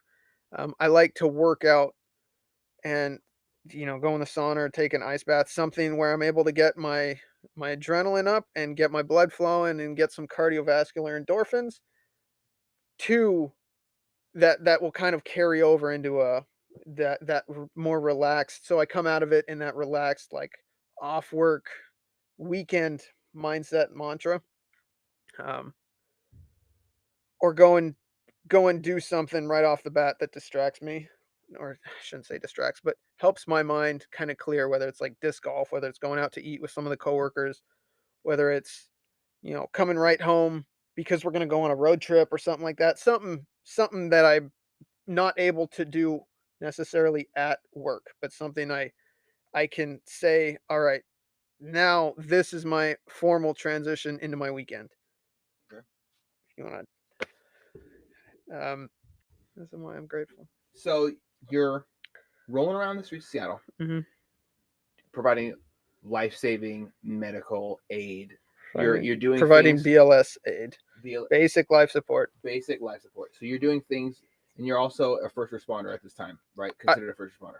Yeah, So they don't call EMTs you are. out separately, like, oh, roll an EMT. Now that we don't want to deal with this situation, you're the first one that shows up and like, oh shit, what are we now walking into? now I am working Now with the you fire are. department. Yes, now I am a firefighter slash EMT, and that's just because You have an EMT background. I have an EMT background, but also where I work necessitates that not only do you have firefighting credentials and certificates, but you are an EMT, just because 75, 80, 70% of the calls we go on are medical health oriented, and require that background. So yeah, now that's it. I'm, on the front line. Someone calls 911, send the fire department. I'm the first one in your door. I mean, I have a crew with me. I got a captain, I got a driver. They're right behind me, but I'm the one rushing in the door to shake your hand, Mm-hmm. to, Yeah, you're the grunt of the operation.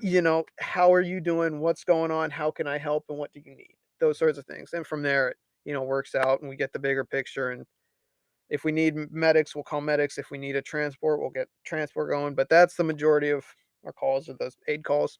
So a call shows up, you flip. You have a switch that you flip mentally? Because I know you To talk an about extent, yeah, decompressing, yeah. but getting into As it. I've worked there longer, I've gotten better at it as well. Not constantly being in that rev line state of, I could respond at any minute, because the first couple shifts, the first couple cycles, I don't think I slept, even if we didn't get a call, because I didn't want to miss it, because I was constantly, wanting to go, go, go.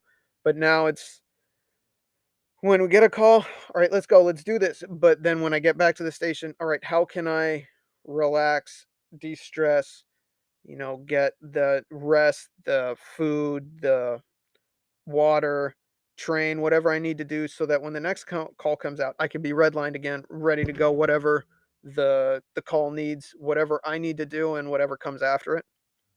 Um, And whenever you go on a call, and if you have to like deploy hoses and things like that, you have to get all that ready and prepped for next time. I Absolutely, know there's yeah, a certain way to stow all the things because you're your own. Like a lot of people think, oh, well, this is gonna plug into the fire hydrant. That's how it works. No, you have to. You have a lot of different gear and yeah, different applications for certain things. You don't always pull up Jaws Live. You don't. I know in the Navy we called it FFE, firefighter equipment, where we don full PPE. We go on our Scott SCBAs hmm, with 45-minute SCBAs, what we had, yeah, and yeah, I was the first responder on scene on fires on the ship.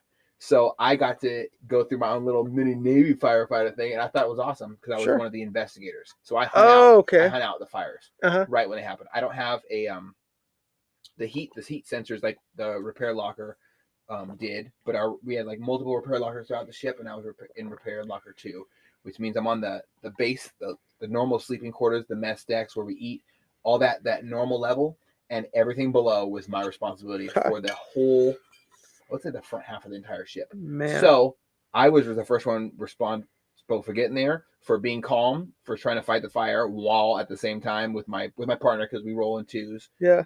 uh, sending the messages to my repair locker via the radio, what is going on, explaining exactly where it's at. I have to know exactly where I'm at all times. As I'm walking to the ship, I report the whole time so Hmm. they can track me so that if I die, they know where I died at so they can, take my body and tell people that I was a superstar hero and I get my little gold star to my family when I die. Yeah. But we like knowing all these things and going through the stuff. We have every time when these drills are over or are real, we're actually combating a fire on board ship. Me and my shipboard firefighting crew, we had to put everything back exactly where it's supposed to go, prep all the stuff, get everything, refill your SCBAs, go to do the work to make sure that because there's no one, we're not calling 911, we're not getting Yeah. saved, we're Yeah. not getting saved by the buff firefighters at Yeah. sea. We're Yeah. fucked. You are the last line of help. So I know you have to go and do put all that work. How long Hmm. does it It depends take on to it put all depends on that what our stuff away? call is. Okay, well, So, obvious, of course, yeah. yeah, You don't always take all the hoses out, uncoil them, tie a square knot. yeah, there are calls where we will empty, the entirety of the hose bed. All of that large diameter hose will, be pulled out to hook up to the hydrant and extend the 800, the 1,000 feet to wherever that apparatus is going to be, and then we'll take, a 2.5 and extend that 200 feet, and then extend another bundle off of that 150 more feet, and then we got to put all that back when the fire's out. So There'll be do you fake it out? So back flake and it, forth, yeah, yeah, flake it yeah, out. Okay. so that when I do, I call for water, charge it. There's not a bunch of kinks. I have good water pressure at the end, but it's also lined up so that as I, run into the building, go wherever I need to go, I have a neat, organized hose load that will pay out so that it's working for me. So I have less, I'm not pulling as much hose as far, if it makes sense. I'm trying to figure out how to describe it through words, but um, so that I'm not taxing out more than I already need to getting the Find the hose. path of least resistance for the Yeah, water to yeah, travel to where you need it to. um, yes. And then so if I have to carry the hose, you know, 100 feet through the building, I have less friction from having to pull the hose as far outside. All sorts of things that you get into in the nitty gritty of firefighting, but just from 1,000 foot level. Yes, we have a lot of hose that we might need to pay out, and then when it's all said and done, we drain the hoses, we roll them back, get all the air out of them, unroll them, re-roll them to package them so that they are nice and neat back on the fire truck for when we need them. Because essentially the fire truck's just a big toolbox, so that when stuff hits the fan, you get that response, and you've got 1,000 things on your mind. You don't have to wonder, oh, where did I put that tool this time, or why does that hose look like that when it's normally like this. We do everything the same every time, so that when we get that call, it's just second nature that I know this hose is over here, I know this tool's over here, and when I'm already more concerned about the patient, I don't have to run around looking or figuring out how to get these tools to work. I know they're going to work for me because that's how we train, that's how we practice, and that's the way we do it every single time. So, I know that repetition is super important. Oh yes. Like for evolution in the military, if you don't follow the steps, you know, you're just going through and you're having to react to things, and you're already on the defense, and you're Hmm. on the shitty end of the stick because you're reacting to it. Hmm. But then to go without a plan, a set plan of how to deal with each situation, you're really on the wrong foot and you Yeah. get punched in the face. Yeah. So I know that I had to like memorize every step of underway replenishment, bringing stuff on the ship, across between two ships while at sea, but with tension high lines, with like Oh just man. some wire Okay. rope, Okay. and moving ropes and working with cranes and all these things. And there's a reason that that you need to be pay attention to detail and these small things. I know that repetition becomes a crucial part of breaking down and memorizing these essential steps. So, did how long was your transition to being a firefighter? Uh, over the course of you being an EMT to go, did you just transfer right over, or did you have to go through another school? And if not, oh, you did have to go through another school. Hmm. Okay, so before you went to the other school, why don't you tell me about a couple calls that really stuck out to you as an EMT? As an EMT, well, so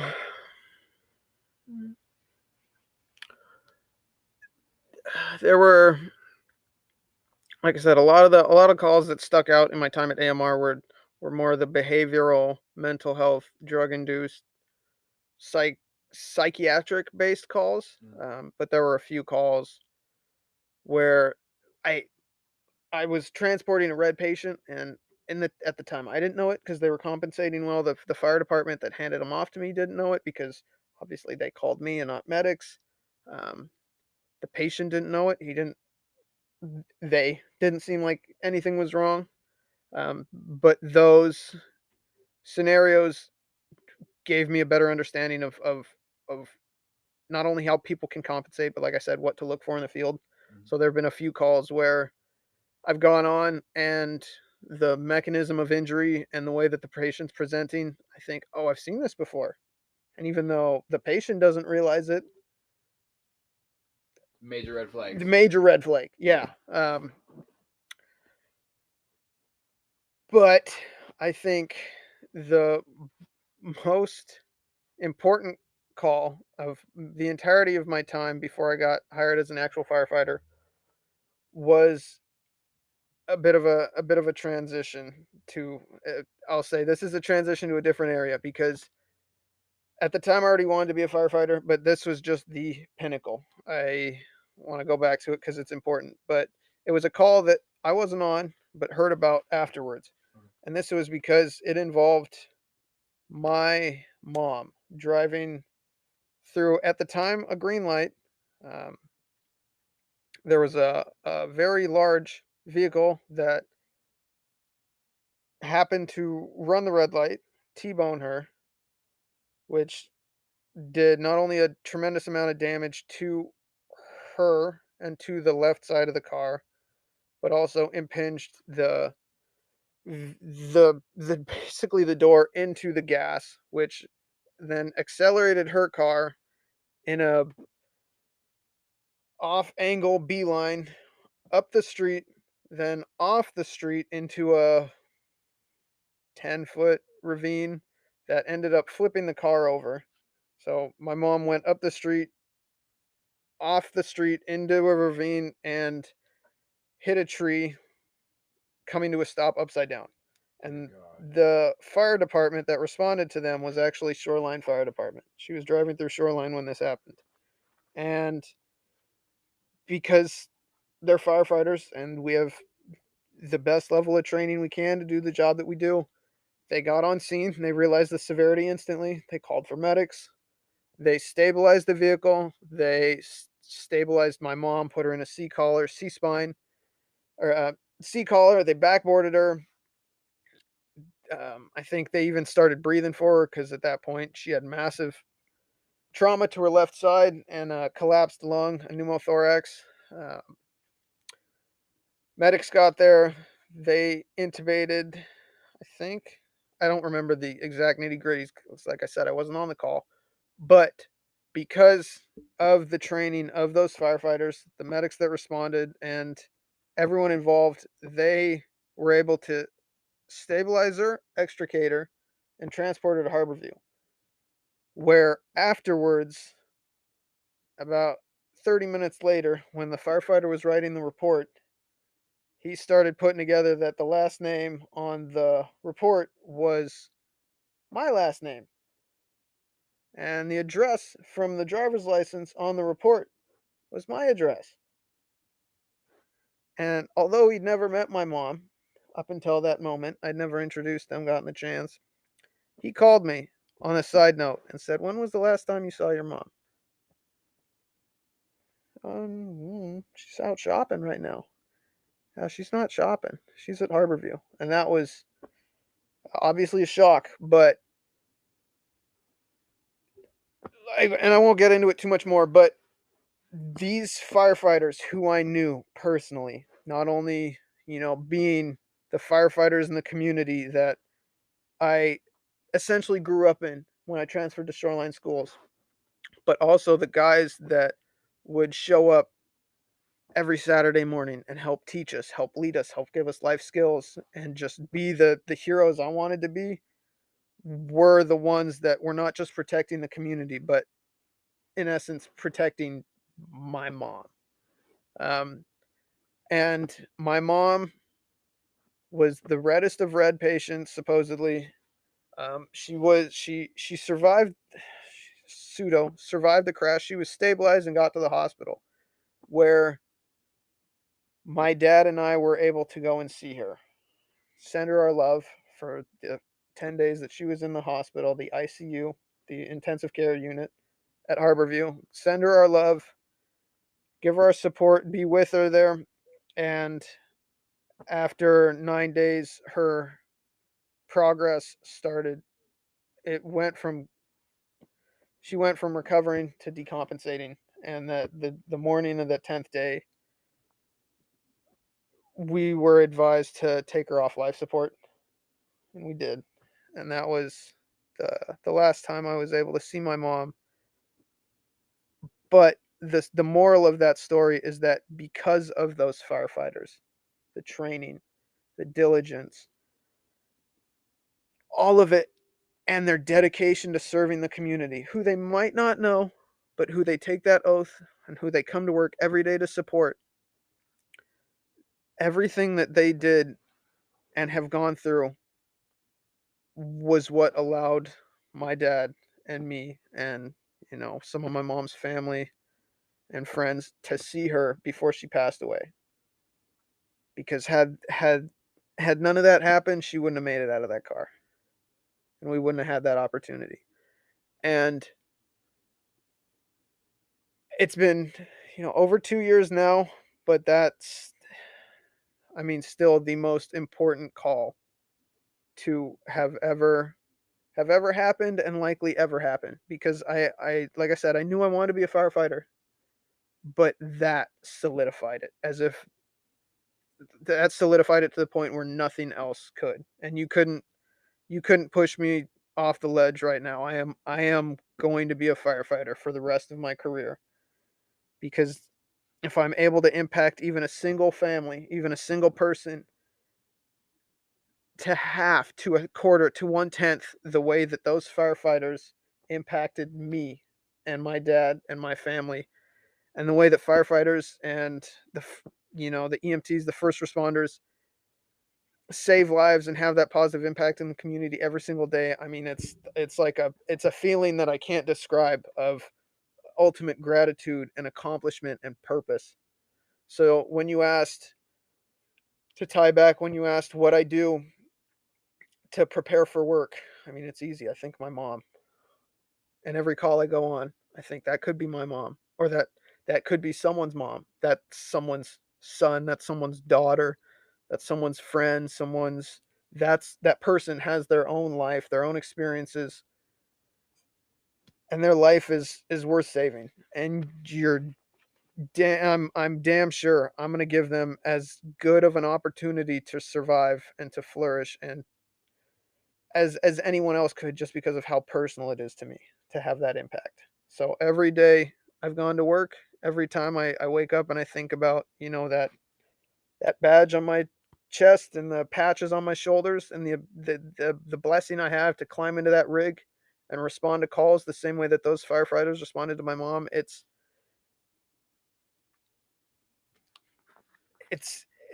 indescribable how meaningful and how valuable and how grateful I am to be able to do that. So that's my story. That's where I'm at. And for me, with my experiences, I it's it's so personable. It's so personal to me in a way that I don't, you know, I don't think most people could understand that it's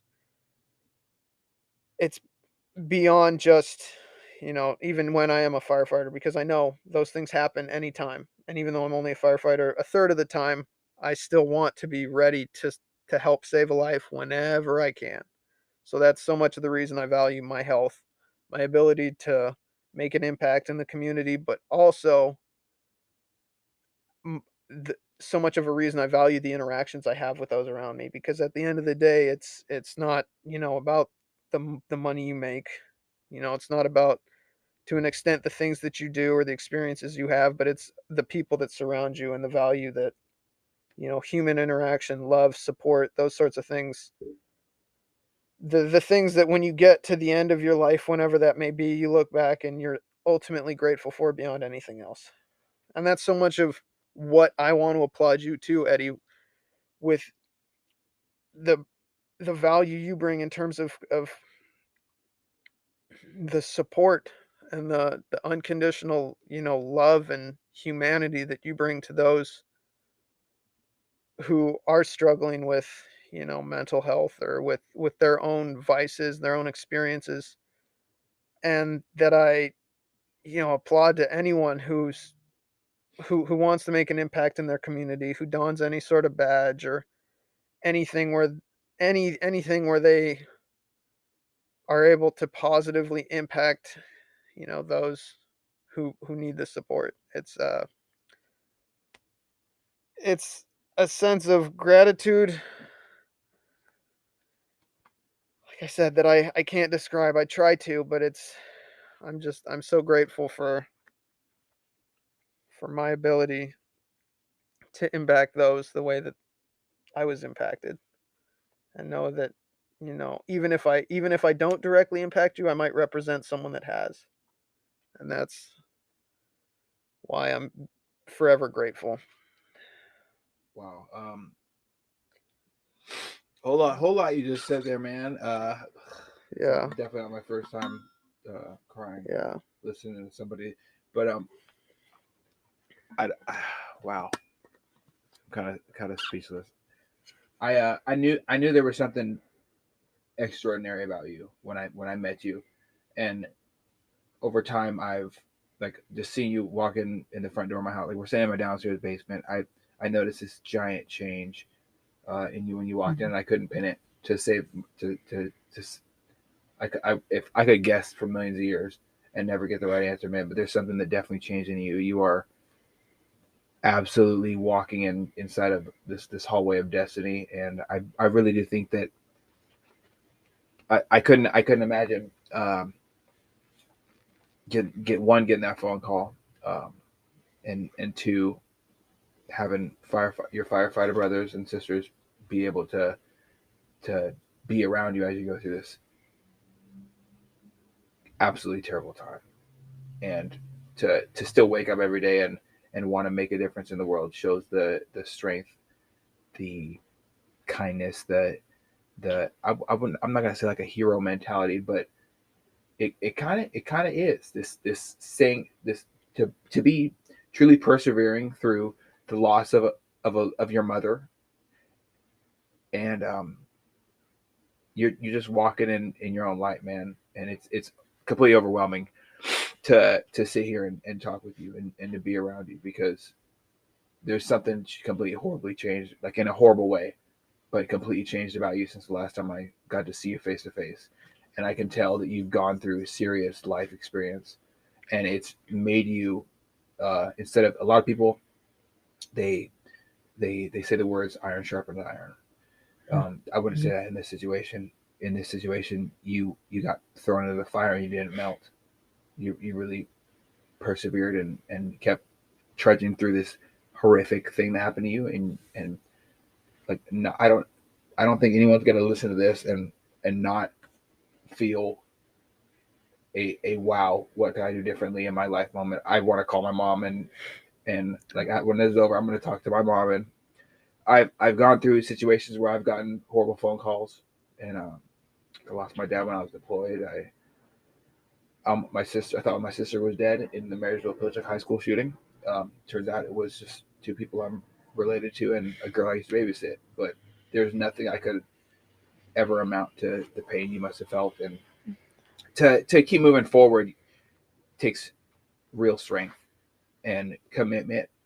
And when I said you're serving the world, you really are serving the world, man. I don't know anybody who would have just got through it like that. Well, I appreciate that, Eddie, and I'm sure trying. It's I think if there is one thing that has come from it in the entirety of my life, it's just the gratitude I have, like I already said, for the people around me, but for the moments, the memories, the ability to be able to drive over here and interact with you, the little things that otherwise maybe mundane, maybe get taken for granted, but these are the moments of our life. And I would hope that, in much the same way that after that situation, every time I'm able to interact with my dad, I'm more grateful for it. Actively seek out seeing him more often. Um, Anytime I see my friends, I'm able to catch up with anyone. I'm grateful for that in a way that I never would have been. And how I can best impress on others to take that same value and appreciate, the gifts they have, the moments they have, what they're truly blessed with, is kind of the is what I hope to impress upon others. I'm able to, as a firefighter, show up on scene and, do anything in my power to make it better in that moment. But when I'm not a firefighter, or, you know to whoever might be listening to this down the road, my hope is that even if I've never met you, even if, I haven't seen you in a while, or even if I don't know your name, but I pass you by every day in the gym, or, on the way to work or something, I would hope that anyone who heard this, or who knows my story, or has been through something similar, can have an elevated sense of appreciation for the things that they might not otherwise understand. Because I know that, I shouldn't say I know, but I'm confident that I will be a better I will be a better person and be happier when my time comes, knowing that I made the most of my opportunities, instead of, like you said, maybe getting lost in a TikTok feed, just keeping up with the Kardashians, or, doing something that might otherwise be meaningless in my own eyes in the long term. Because at the end of the day, what's more important than people, than those around you, and the memories you have of them, is, you know Yeah, a life worth living. food, family and faith. Family and faith. So obviously, definitely had to stop and take a second to kind of regain my footing. I don't know how to. It was hard to even look at you after saying something like that, because there's a lot of emotions that are obviously tied into that. Um, just wanted to say how outstanding it is that you can continue to persevere, and you continue to pursue a career that directly contributes to other people are who are going to be feeling different, but at the same time the same possibly feelings that you felt, and they're going to get similar but different phone calls, and similar but different times to show up and to go through these emotions, and being a first responder is just one of these thankless jobs. A lot of people don't know what all entails, and to have this huge tying relationship between you and being a firefighter, I think it is exactly where you're supposed to be. Yeah. You're directly just how you speak alone lets me know how much of a difference you can make because you truly believe it. You're all in. And when you're 100%. all in, everything can be normally figured out because you're just trying your best. Yeah. If you're half-assing something, you're gonna have half-ass results. And I don't think there's anybody in any first responder career field that can be able to half-ass things and have it be positive for who they're supposed to be serving at all. So I want to just absolutely commend you and offer my most sincere condolences because no one should have to go through that. Thank you, Eddie. Yeah, I'm grateful I'm able to turn and provide the same passion, for anybody at any time of the day. The 11th hour, 23:59. I'm gonna still be giving it my all just because that's got a that call in that moment means so much more to me than you'll ever know, just because the connection I have to it. Um, but I would also say that you mentioned I I seem different than when you first, you know, last time we interacted at Total Nutrition. I feel different in so many ways, but I think most notably I'm happier, which sounds weird, but that's just because I'm so much more grateful for the little the mundane things. I could have the most monotonous, boring day in someone's eyes, but in my eyes, I got to wake up, experience another sunset. I got to, put on my shoes and take my dogs for a walk, something I might not be able to do. I my life could change in a minute. I could die in a car crash. I could paraplegic on the way home. All these things that, have the value of how important every moment is. I'm just so much more grateful for every little blessing I have.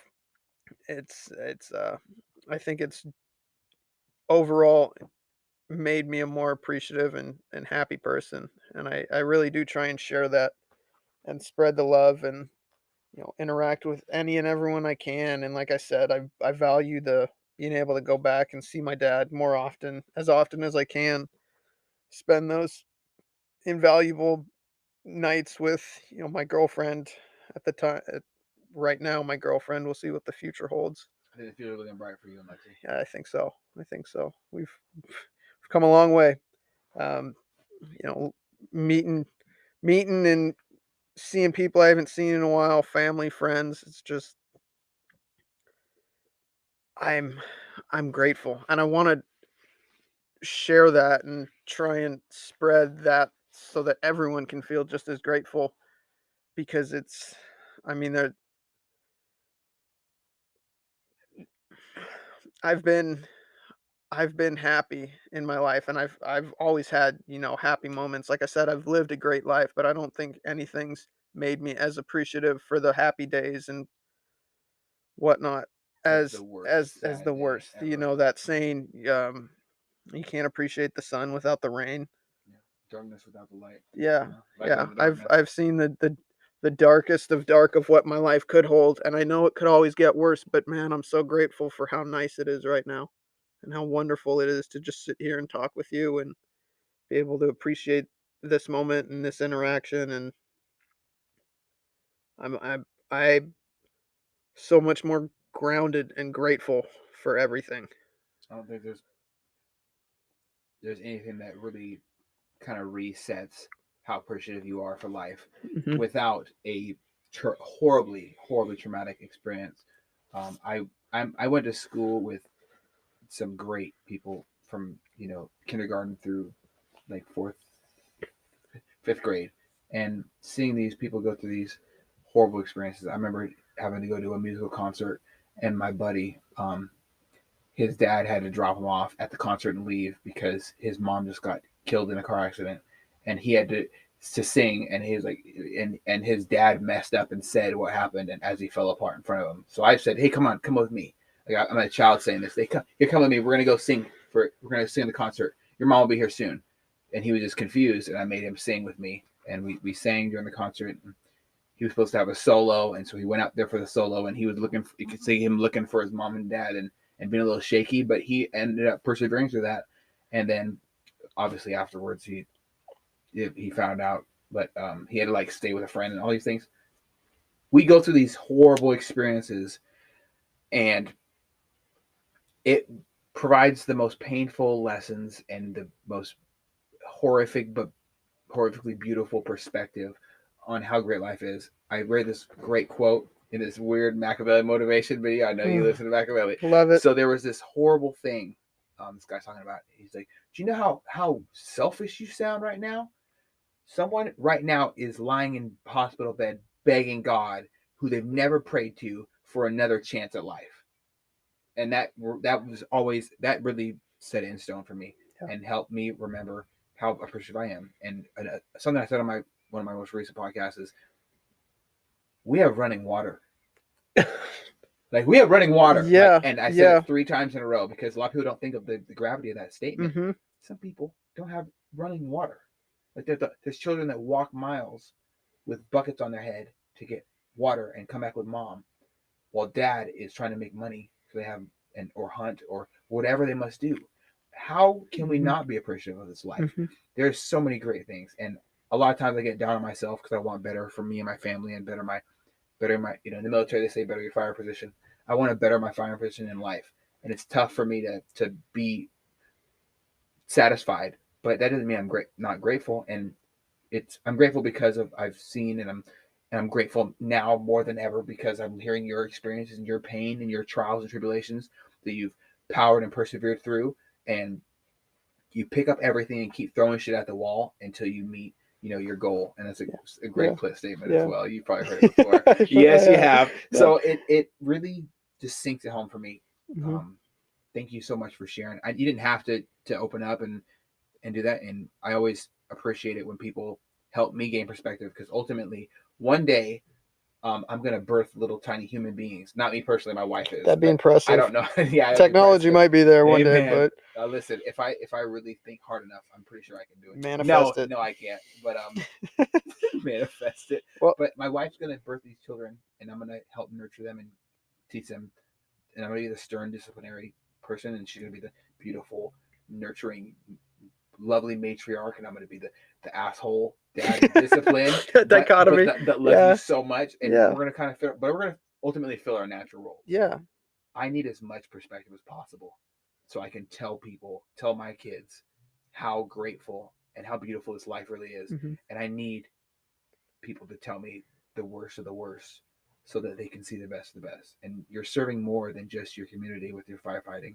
You're serving my future of my household. Eddie, and I appreciate you. Thank you. And damn, my heart goes out to you. I appreciate that very much. How is he doing? He's doing really well. He's doing really well. Yeah. He's much the same as he took an early retirement with COVID when the pandemic hit, and he's been spending all of his time and all the time he can, appreciating the opportunities, traveling, even doing all the things that he would have done with my mom, but traveling, spending a lot of time with his mom, his family, catching up with old friends, all the same stuff I'm preaching, just living. Yeah, making the most of the time you have. I mean, it's invaluable. And then I want to add too that I think another thing that helps so much is not only have I seen, the darkest of the dark in my own personal life, but every time I go to work, I see,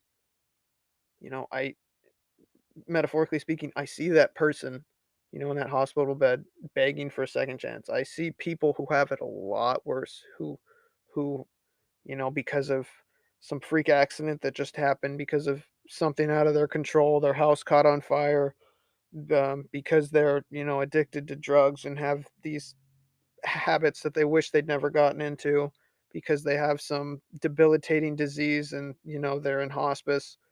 I see people who have it so much worse, and it's so nice for me to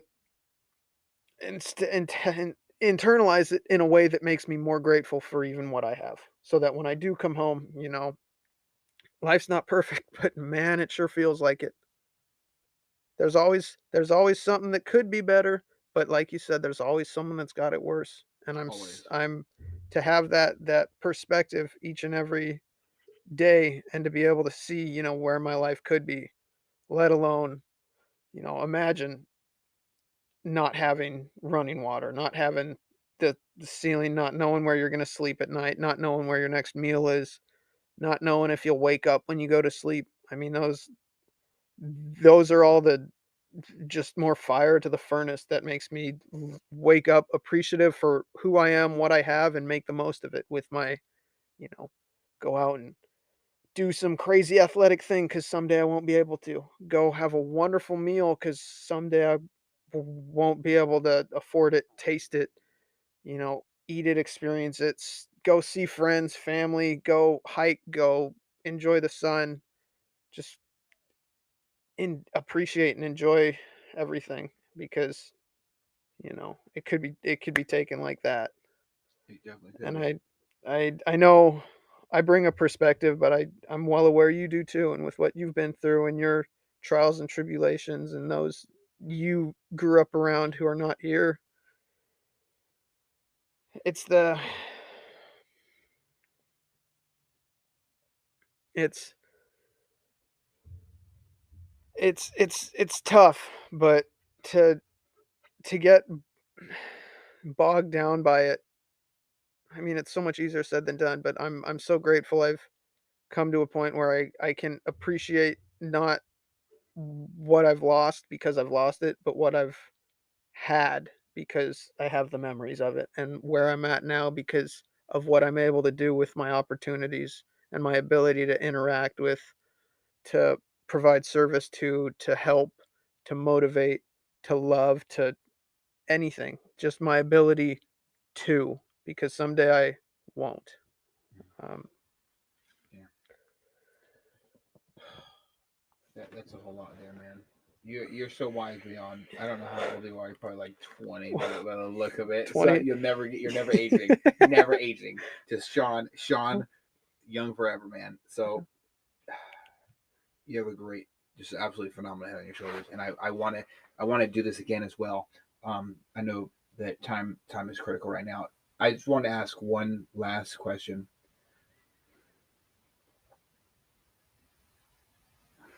God, it's really hard to ask. So, be it going from EMT to firefighter Mhm. and this transition, you're actively serving this community. Um, what does the idea of how do me as a normal person, how do I better help you when you're showing up on scene? So say Eddie's walking around and seeing, oh God, car crash happens.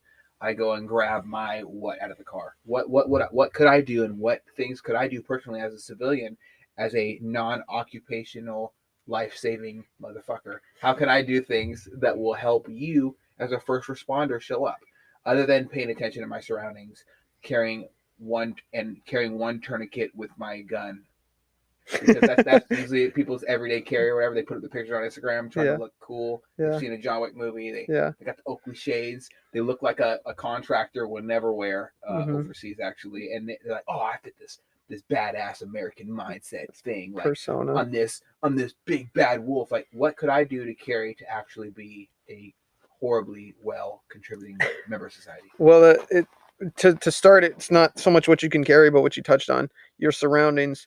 Be cognizant of what's around you, who's around you, and what's happening. Don't become another victim. Don't don't get yourself hurt. Try not to get in the way, because when we get there, the last thing we need is more chaos, more people to take care of. Just because more people means less attention for each individual. Um, but what you're able to do is also a lot different than what maybe uh, maybe someone without a military background or someone without as much anatomy knowledge, firearm knowledge, health understanding, ability to stay calm and composed under pressure. You you're a cut above maybe the normal, random pick of the litter American citizen nowadays. Okay. So for the majority of people, for 95, 98% of people, I would say please stand back, don't get yourself hurt, and don't let others get themselves hurt. Just keep the scene clean, but if you know what to do and if you're not going to put yourself at harm's risk doing so, And that's mentally or physically, because when you go into yeah, shock, it's not a positive thing, absolutely. especially if you're currently doing Absolutely. first aid. If you start CPR and you Mhm. and you say, "Oh my God, this is real," and you freeze up, or if you stand there and you're standing in the way, Oh yeah, if there's an you know, active scene evolving, whether it's, you know, on the highway and there's cars flying past you, whether it's an active shooter and, the scene's not controlled, whether it's a fire and smoke starts billowing out and you're standing there frozen.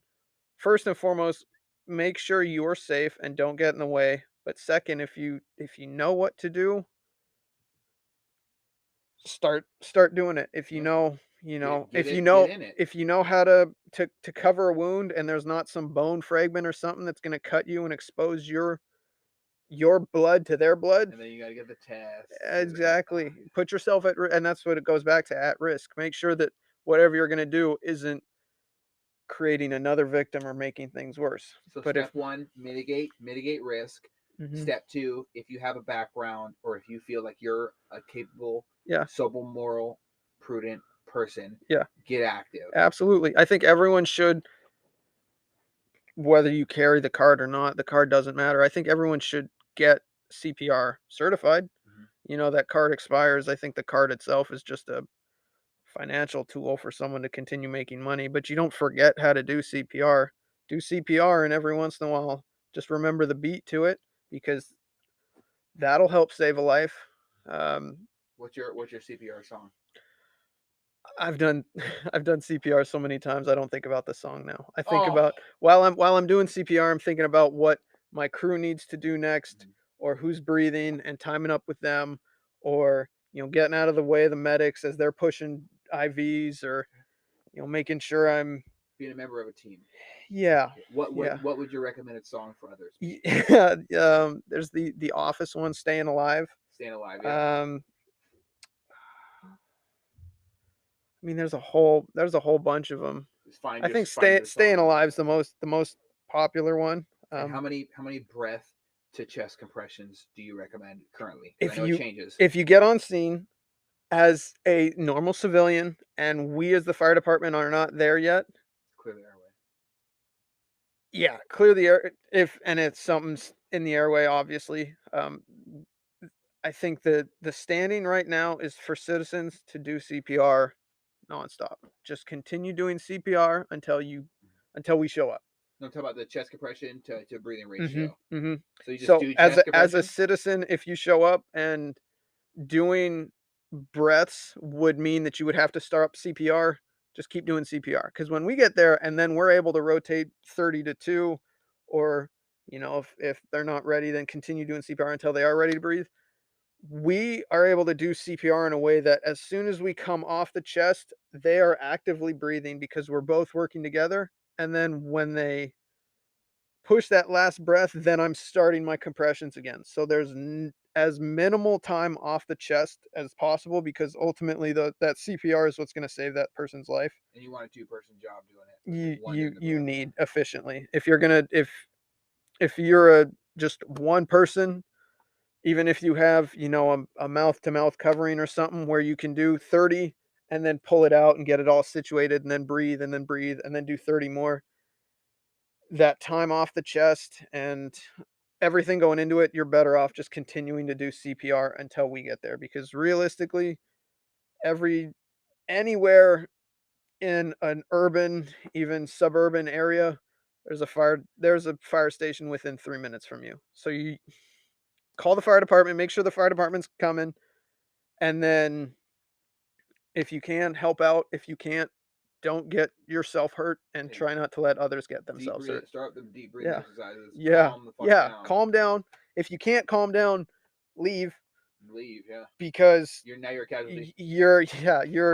you're one more person that we need to focus on when we need to be giving these patients the best attention, care, and chance for survival.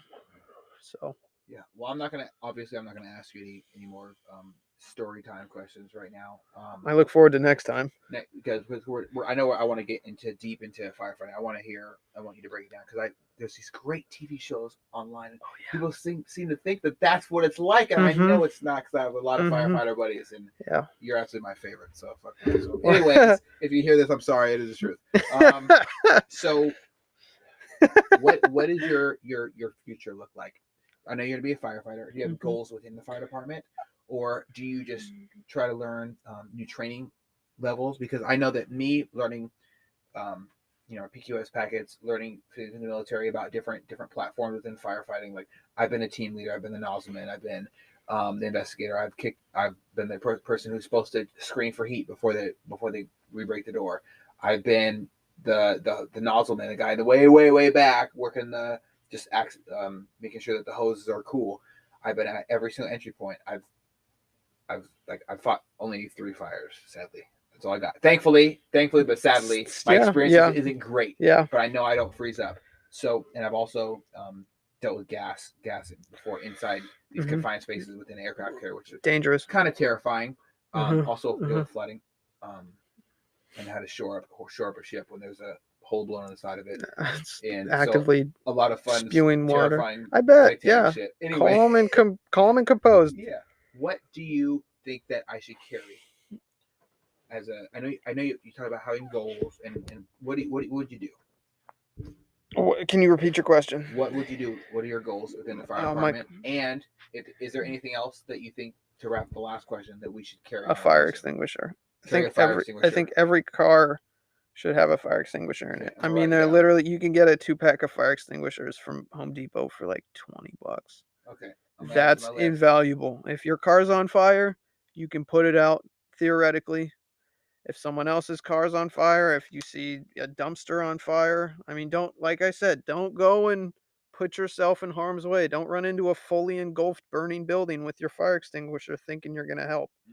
But you'd be surprised how much just one of those little fire extinguishers can do if you know how to pull the pin, aim at the base of the fire, squeeze the handle, and sweep to make sure you encompass the entirety of the fire. You'd be surprised how much you can put out. And even then, I'm hesitant saying it because every fire someone else puts out is one less fire I get to put out, and that's where I have fun. Yes. But in all seriousness, I mean, it's know how to do CPR, carry fire extinguisher in your car, and have enough wherewithal, and situational awareness that you're not going to become the next victim. Top 3. I'll think about it next time. I'll see if there's anything I can add. Yeah. As far as me, like I said, I've been in the fire service almost 2 years now. I'm learning every day, but then again, so is everyone else. I've heard the day you stop learning is the day where you need to retire. So my plan is to, much like you said, continue learning different skills, expertises. Next thing I do is I'm going to go to Pump Academy. I know how to drive the fire engine, but I'm going to learn how to pump the apparatus to make sure everyone's getting the right water and we're not cavitating the pump, those sorts of things. The guys in there fighting the fire don't have to worry about their water because I'm protecting them with it. I'm getting them what they need. Exactly. Idiot way of saying it, yeah. Beyond that, then I'd like to get into more technical skills. I want to learn a lot more about like vehicle extrication. Like I said, with my mom, that's a near and dear area to my heart, as well as technical rescue, trench rescue, confined space, rope rescue. I think hazmat's cool, but terrifying. Maybe sometime down the road, that'll be something I explore into. Wildlands, an opportunity, but that's its own beast. I would love to beg you not to do it. I'd rather run into a burning building than stand in a forest with fire around me. I watched that movie. Yeah, that's a good movie. I was fucked up. Yeah, man. Yeah, Please don't. Yeah. I mean, what I first responders, but please don't. What I mean by that is there's no shortage of things I can do to continue developing my own skills, and even then, every day it seems like we're figuring out better ways to fight fire, to save people's lives. So keeping up, making sure that I'm the best trained, and everything I'm doing second nature, so that I'm not, you know, so that anytime I need to save someone, my attention's on saving them, not remembering how this tool works or those sorts of things. Just staying up to date, staying trained. And practice Um, not dying, pretty much. yeah, and then And that's as I and get, that's good. Pretty sure Lexi it's Lexi important. That's appreciates important. that, right? And then as I spend more time and get more situational awareness and more experience with things, continue to build on my leadership, maybe take a leadership role as a lieutenant captain, a lieutenant and or a captain, depending on, said I haven't said which department I am, and that would clarify it. But taking a leadership role into one of those, and then ultimately just trying to stay healthy physically and mentally, because getting in at 22, I'm 24 now. Retirement age starts at 53. I got a long ways to go before I even think about retirement, and that's a lot of time to continue learning, to continue being the best first responder I can be, and hopefully continue making that positive impact, like I said, that was made on me and solidified firefighting as where I'm going, what I'm going to do, and the career I want. So, Well, I know anybody that's about to, be able to do it. I really think it's you, man. thanks, Eddie. You are quite phenomenal. You've always inspired me with just how level-headed you are, and like transitioning out of the military, you meet people, and you can usually. The one thing I've really appreciated is for my military experience is meeting people and seeing their greatness for exactly what it is. I was in a leadership role in the United States military, and there's nothing more important to me than being able to recognize other people's greatness and help them exploit it, or just tell them they've done a good job. Oh, sure. And that they Yeah. inspire me when Yeah. they do inspire me, and you do inspire me. I'm never going to be the same person after hearing you share your story. I'm never going to have the same emotions about life. I'm going to be excited when I get my socks wet now instead of dreading it. I'm not going to be terrified of spiders. I'm going to be terrified of spiders anyway, probably. Spiders don't change. But I'm gonna look at everything with Sure. a better attitude, Yeah. and I really Yeah. can't thank you enough for coming on and sharing. It's been a life, pleasure. man. I want to have you on again, and I want to hear all about firefighting. Soon. We'll get into it next time more thoroughly, but I appreciate the opportunity and being able to share my story. Thank you very much, man. Well, Yeah. thanks for coming on, and Thank you. wow, you really went off the deep end. So I float. yeah, you definitely I float. Whoever's listening, take a second, take a deep breath, and smile. You guys have a good day. All right, thanks, brother. Thank you, everyone, for listening all the way through. I want to express my extreme and total gratitude to you. Without you guys, and you guys sharing my every single episode, I honestly wouldn't have the tremendous amount of feedback I get. The people hitting me up saying that they're going through a tough time and they're thinking about hurting themselves or ending their own lives. And to be able to help them and give them the resources needed to ultimately walk them off the ledge is a honor and a privilege that I cannot thank you enough for.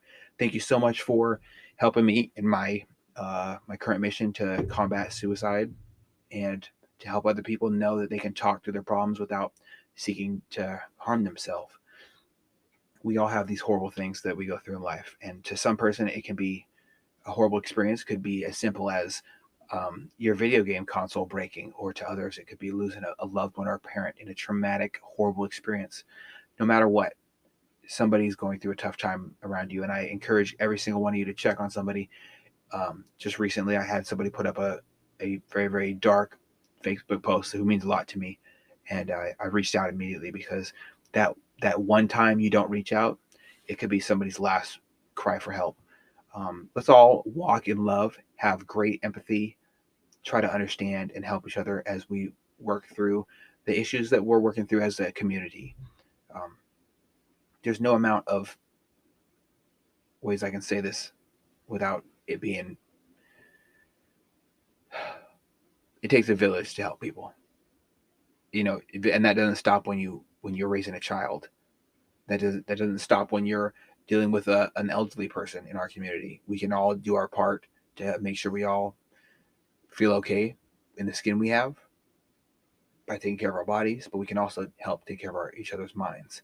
So I wanted to put out one last big thank you to somebody very special right now in my life, my amazing wife, for doing outstanding things with her knee recovery and being there for me when I need to decompress after some of these tough episodes. Thank you very much, everybody, for listening. And as always, much love.